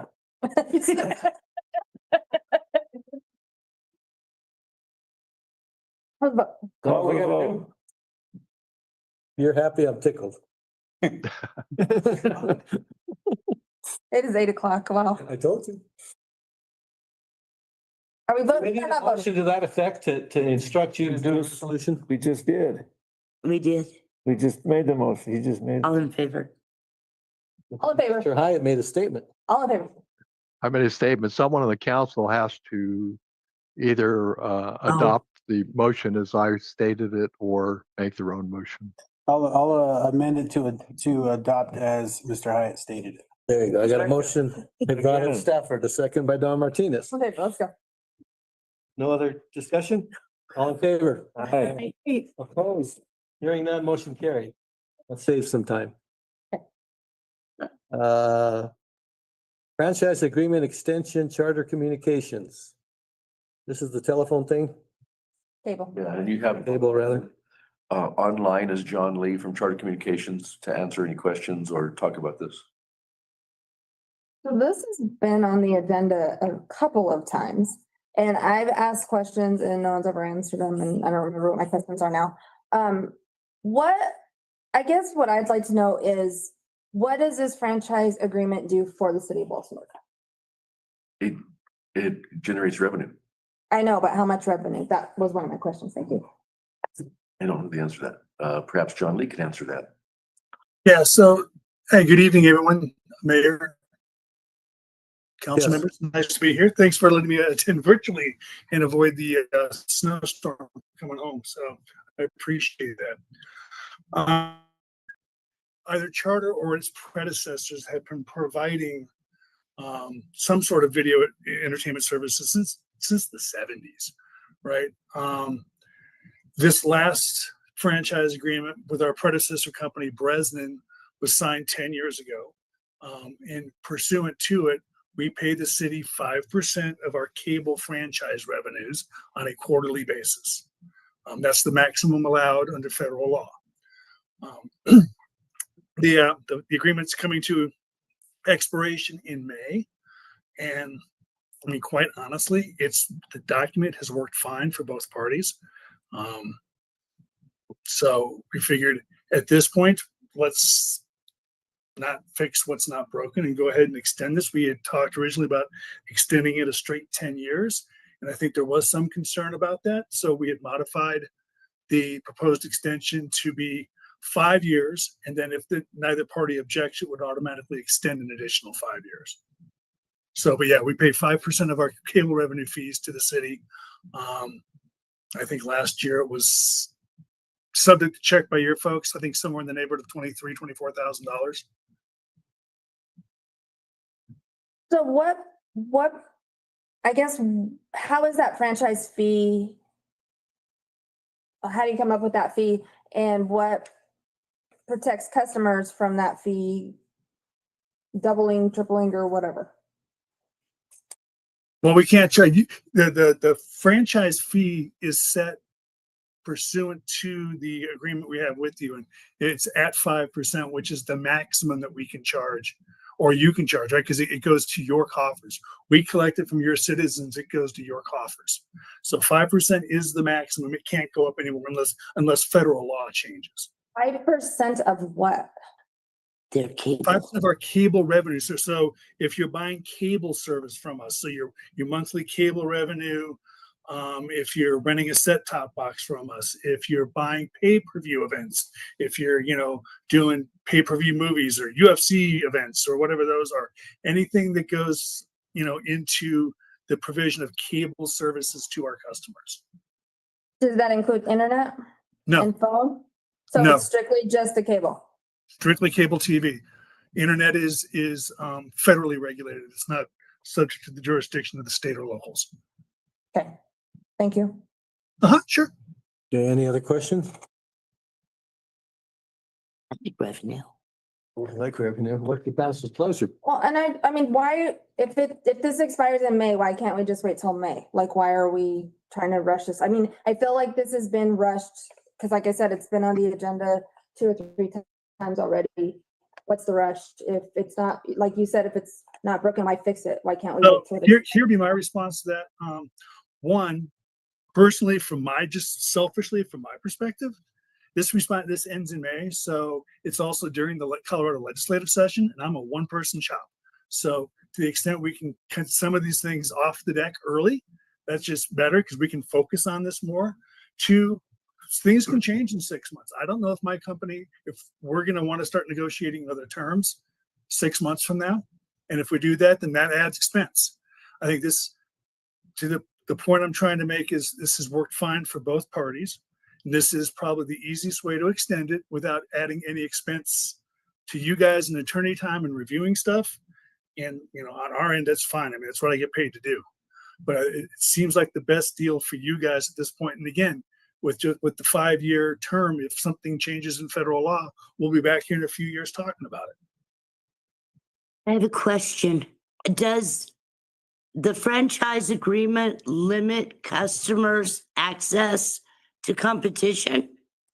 No, by federal law, these things are non-exclusive. You're more than welcome to have a dozen cable providers in the city if you can get them to come. Okay. We'll be happy to compete with them. Thank you. Revenue. Is that revenue reflected in the budget? Yeah, I thought it always did.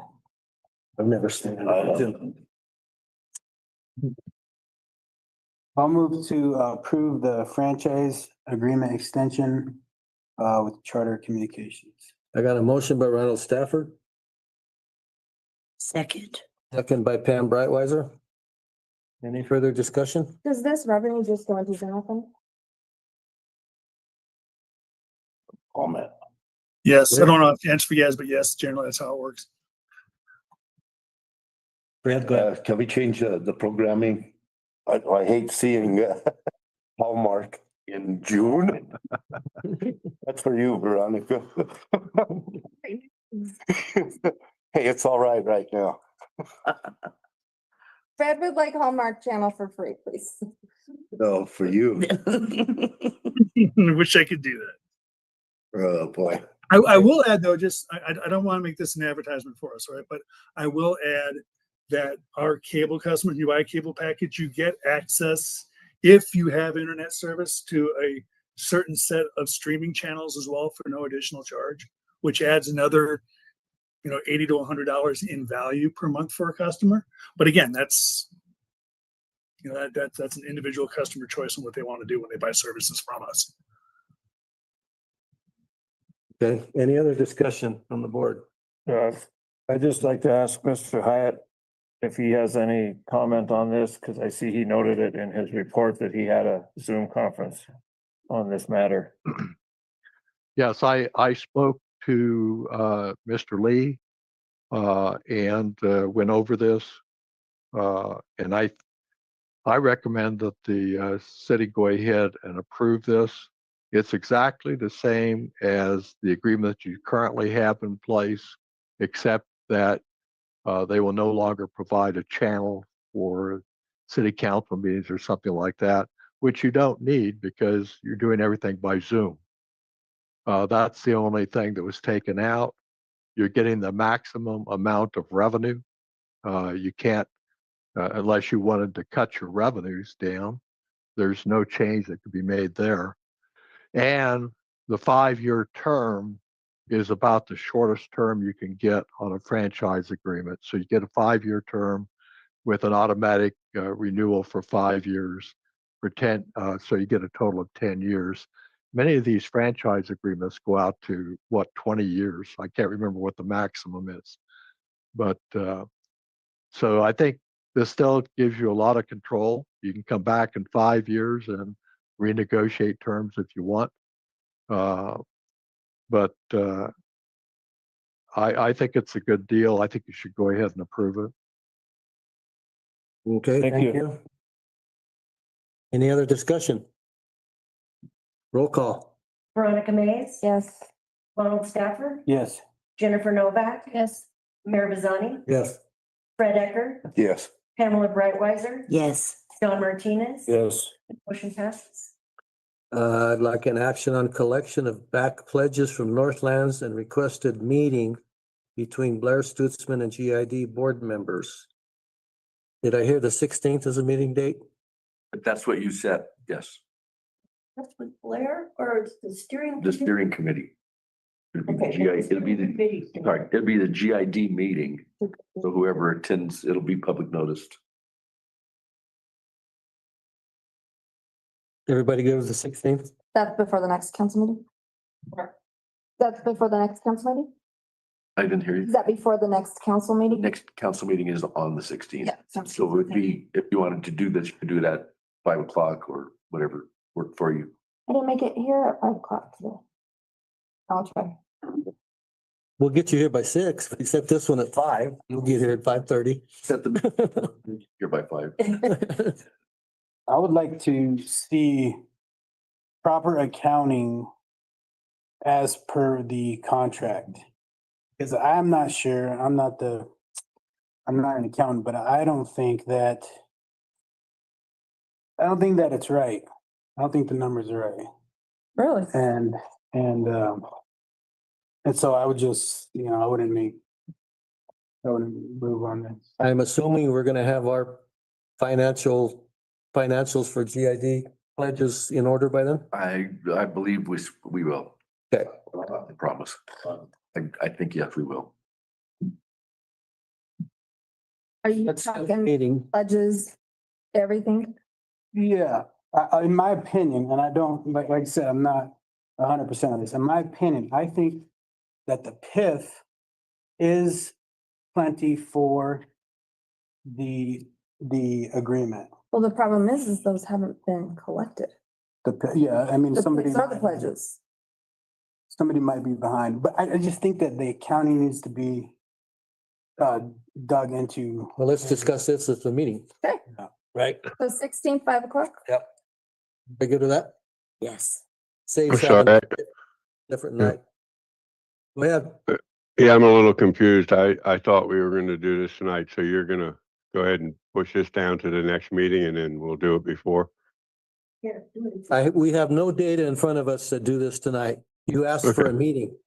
Okay, Well, the information that you gave us is a lot, so I mean, I know I That's would fine. like. The rest of us that information? I'm sorry? Yes. Can you send the rest of us that information? Yeah, I think, didn't they print it out? I thought somebody was gonna print it out. Oh, it's right here. We got it tonight. Yeah, I seen it over there. No, that's okay. No, I didn't know what you all wanted to do. We've been through this several times, but yeah, no, we can do that. Absolutely. Motion and second on the floor. Any other discussion? motion. You do. By Ronald. Meeting? No, I didn't make a motion. I just clarified the 16th at 5 o'clock. But if you want that in motion, I need to make sure everybody's good with it. all right, there's my motion then. 16th, Second. 5 o'clock, Second. GID. Motion by Veronica Hayes, second by Don Martinez. Any further discussion? All in favor? Aye. Opposed? Hearing none, motion carried. Next is discussion on Highway 8587 project and the purchase of pipe for installation coordination. Mr. Galusha. So we know that we want to get the pipe, at least have the pipe, even though we don't know if we're gonna have money to install this for the going through the cut with the 8-inch water line. I talked with GMS engineers. They feel that an 8-inch water line will handle the growth in Northlands for the foreseeable future. So 8 inch is what we would go with. The cost is just over 31,000. Just somewhere in there. Yeah, it's just over 31, and I didn't, papers were sitting on my desk. But just like to be able to have that pipe on hand, if we have an opportunity to get that in the ground beforehand, or if we are not the ones that do it, then we would have the pipe available to just sell right over to 6171 if they're the ones that end up doing it. But to have the pipe here so that we can go forward one way or another. That's kind of putting a little bit of burden on the citizens of Walsenburg, which is there is a Colorado statutes banning any extension of utilities into private development. How can we do that? That's an infrastructure loop. So you don't have a loop right now, and which is a problem. If you lose one, you can't bag feed those from anywhere. So this isn't speculation for a developer.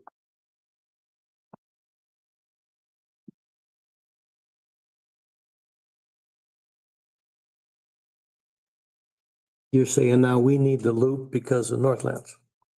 It's appropriate. I'd rather see somebody private out there put it in myself, so. That's the city portion. Hmm? I think he's talking about the city portion of the pipe. We have the water to Northlands.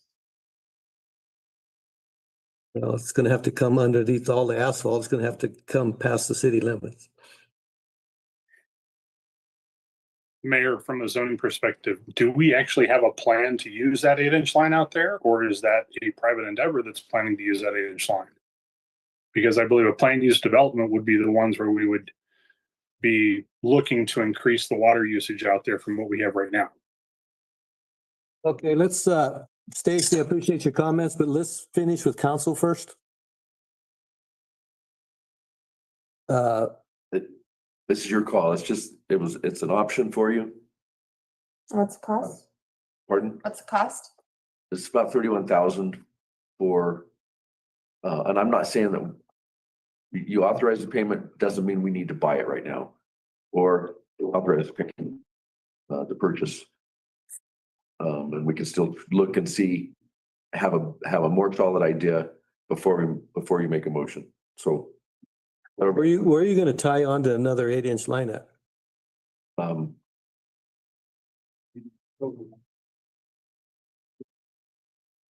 Which line?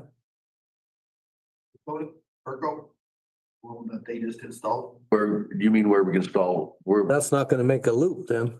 Oh, we'll continue. Well, It's one up there too. It's the lineal footage. We estimated 800.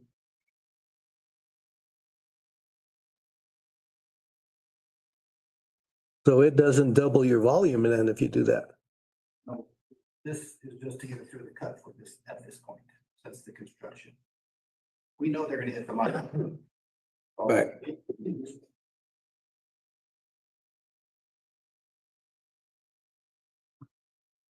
So 31,000 is a supply cost, but what's the labor cost? The labor, the cost of install, so there's rock in there.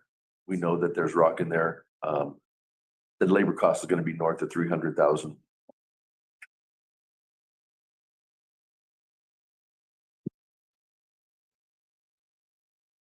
So let me make sure I understand. You want to buy the material to go under where they're about to backfill, or this is to go through the rock? We wanna go through the rock so that, we're not looking at a patch in the pavement that would be there after they finish the project. Would have to, if we do the line later, it's gonna end up with a cut in the pavement that'll be there for 20 years. No, it's CDOT. I thought you were just talking about where they're gonna put all that mountain of dirt. So we want to pay for the material, and then how are we gonna pay to have it in? I'm just saying, we don't have the answers yet. But if we want the pipe available to go through the cut so that we don't have to do a patch in the asphalt later. That's the bottom line. I mean, the 31,000 doesn't sound like much. It's the 300,000. Like, how do we? Well, it's not like the pipe will go to waste. We'll use it. That was my question is, if this doesn't go through, can we use that 8-inch pipe somewhere else? Absolutely. This is coming, this would be coming out of, water and sewer, right? Water fund, correct. And we're already, Not good.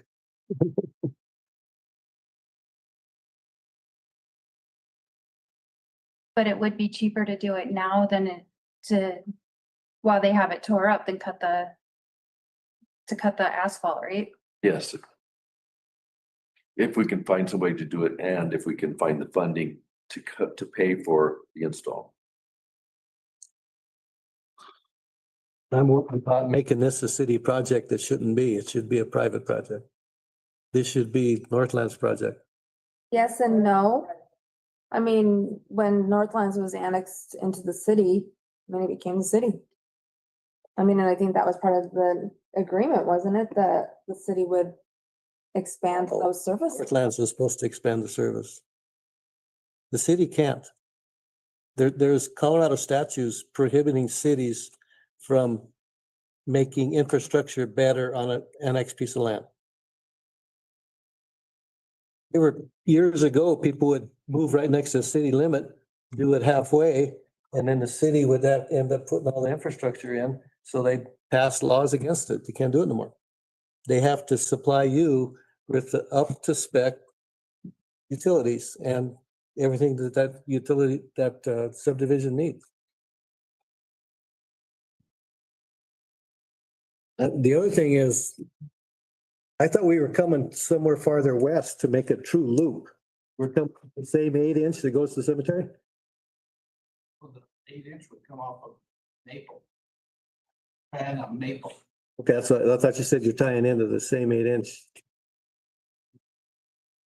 We come off a maple on that side. Okay. Does Maple feed the one that goes to St. Mary's? That comes from up from the south. Okay, well, that would make it a separate supply then. Well, that half of it, that's good. Okay, Can we revisit this once we come up with some, I think everybody's for this water line. You know, So we gotta find the money. I think the push on this was the lead time. Is that correct? You not getting the parts of the prices that have. That's my concern with the prices going up all the time. I mean, again, if we don't do this, we'll have the supplies.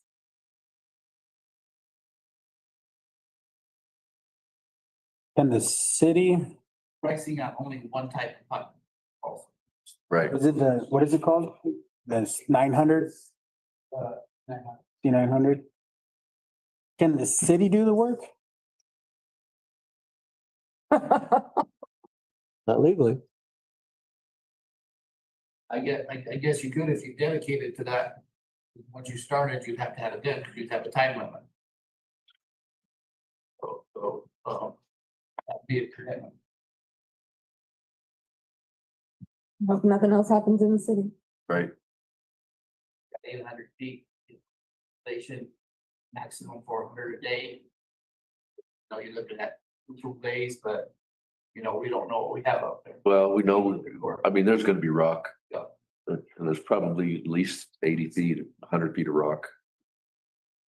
Or more than that, or 800. I don't think that 800. That's a long way. Can we, Gotta go all the way up to Albert. can we put this off like one more meeting? Okay. I don't know, I mean, it just doesn't seem like anyone's. Like to see a drawing or something, But has GMS engineered this? according to John, 8-inch is okay. They looked at it, I think, they have not engineered this piece. But I think Blair has, and Dwayne, Venture 617 have. And as long as that meets the city specs, if they would allow us to use theirs, Can we talk about this at the GID meeting? that might be a good idea. Okay. We can do that. Just a thought. That sounds good. I think we're done with discussion on this. Anything for you? We're good. We'll move on to correspondence.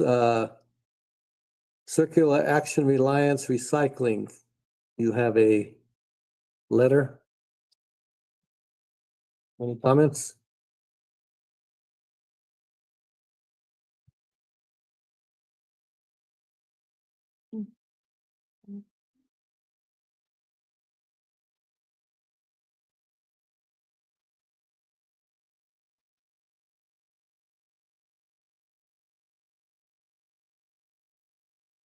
I did not read this one, so sorry, I am behind on what this means.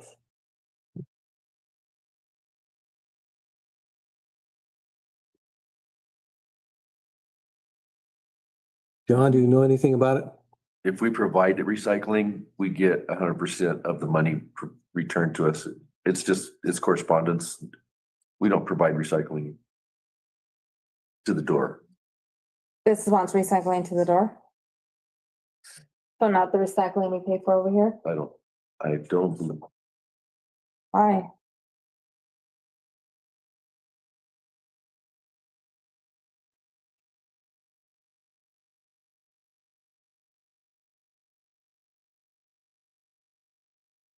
eligible recycling services. I think that is.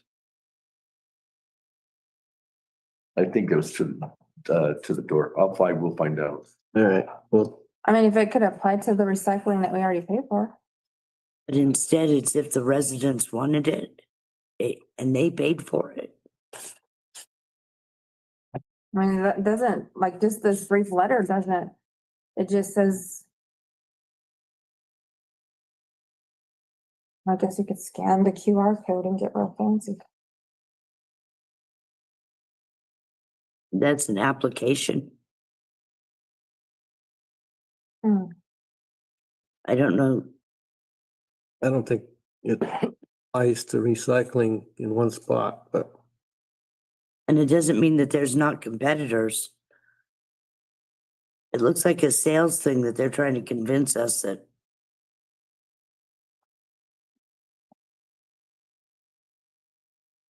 I think we've tabled that. We're gonna leave it tabled. Can we go on to the next one? Sure. Cassell commitment to community.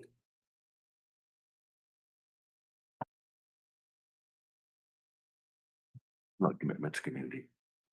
This, It's Not ours anyway. changes in the cell. they bill once instead of like, Can we sustain that? Annually?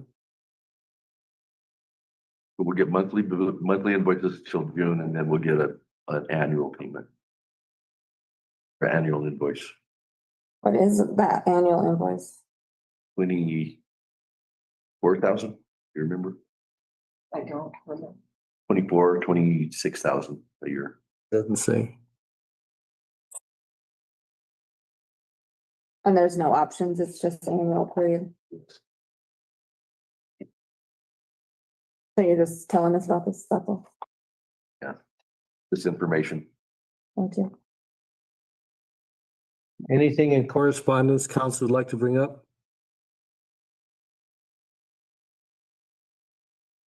There's nothing on there I need to discuss.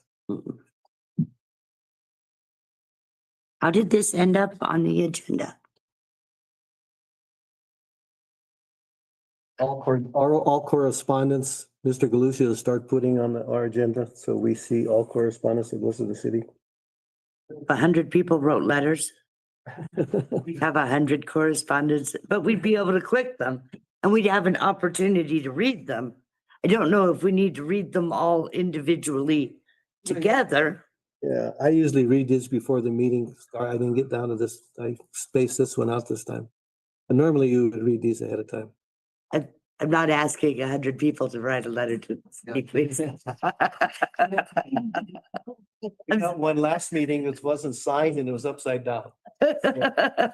Thanks for something. Can't remember what it was. I'm learning. There's no other comments on correspondence? No. No? Thank you for including them though. We'll move on to mayor and council comments. All I have to say is I'm trying to be fiscal responsible. I do think we have the best police force we could have possibly ever asked for, and I hope to keep it forever and ever. We just got to work out some kinks in it and get it a little more solvent, that's all. Other than that, it's past 8 o'clock, so I'm gonna piggyback on that. Go ahead. So just real quick, I did some research. Buena Vista is roughly the size of us. I know they don't really compare, but they kind of do. They have highways running through them. But their population is 100 more than us, a little less than 100 more than us. And their budget for 2026 for police department is $2.4 million. Burlington, which is about 150 more people than us, have it budgeted at 1.2. So we're in the neighborhood. We are on the lower end of that. So, and we are just a startup. These have been, ones that have been there. So. Okay, next time you ask if it's in the budget, when they ask for something, you could respond. Go ahead. I just want to get direction from council, how in your negotiations or discussions with our finalist for city administrator, do you want to have a special meeting or do you want to wait until the 16th? And I can tell you, I would rather see you have a special meeting. What's the council's pleasure? So we have to wait till Thursday. Tomorrow's the first day we can possibly have it, right? Tomorrow? Thursday. Thursday. 24-hour notice. I will make time available anytime you need me to for that. So let's do it. Thursday. Is that the Make a fourth? motion to have a special meeting on Thursday. Second. I got a motion by Veronica Mays, a second by Don Martinez. Opposite I got a, What time? by me and second. you, really? I got a motion by Don Martinez, the second, it's after 8 o'clock, I'm not, 8:30 oh, here. anyway, What time? Six. 6 o'clock. same time, Okay. Thursday, the 4th. Okay. And this is to meet the timeline. We had to go 14 days after the selecting the finalists. Moved and seconded. Do we all aye? Yeah, I got a motion, a second. All in favor? Aye. Opposed? Hearing none, motion carried. That's all I got. Anybody else got anything? Second. On Thursday. Congratulations, Veronica. Well deserved. I'd like to say welcome to Jennifer and Pam. Thank you. Congrats.